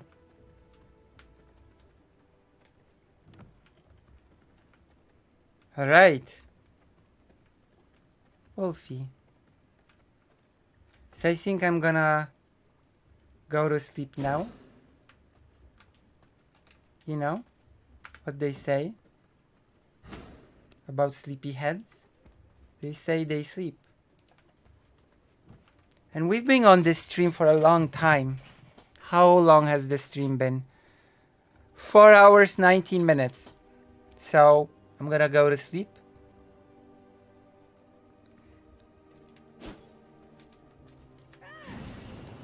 Good night. And you know.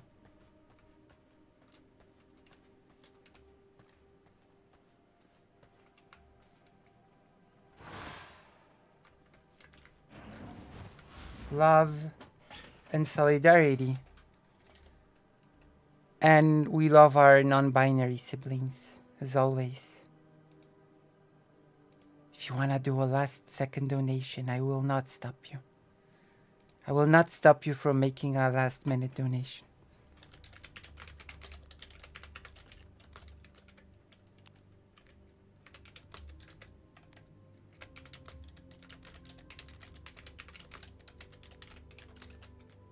With equal fervor, we love our non-binary siblings.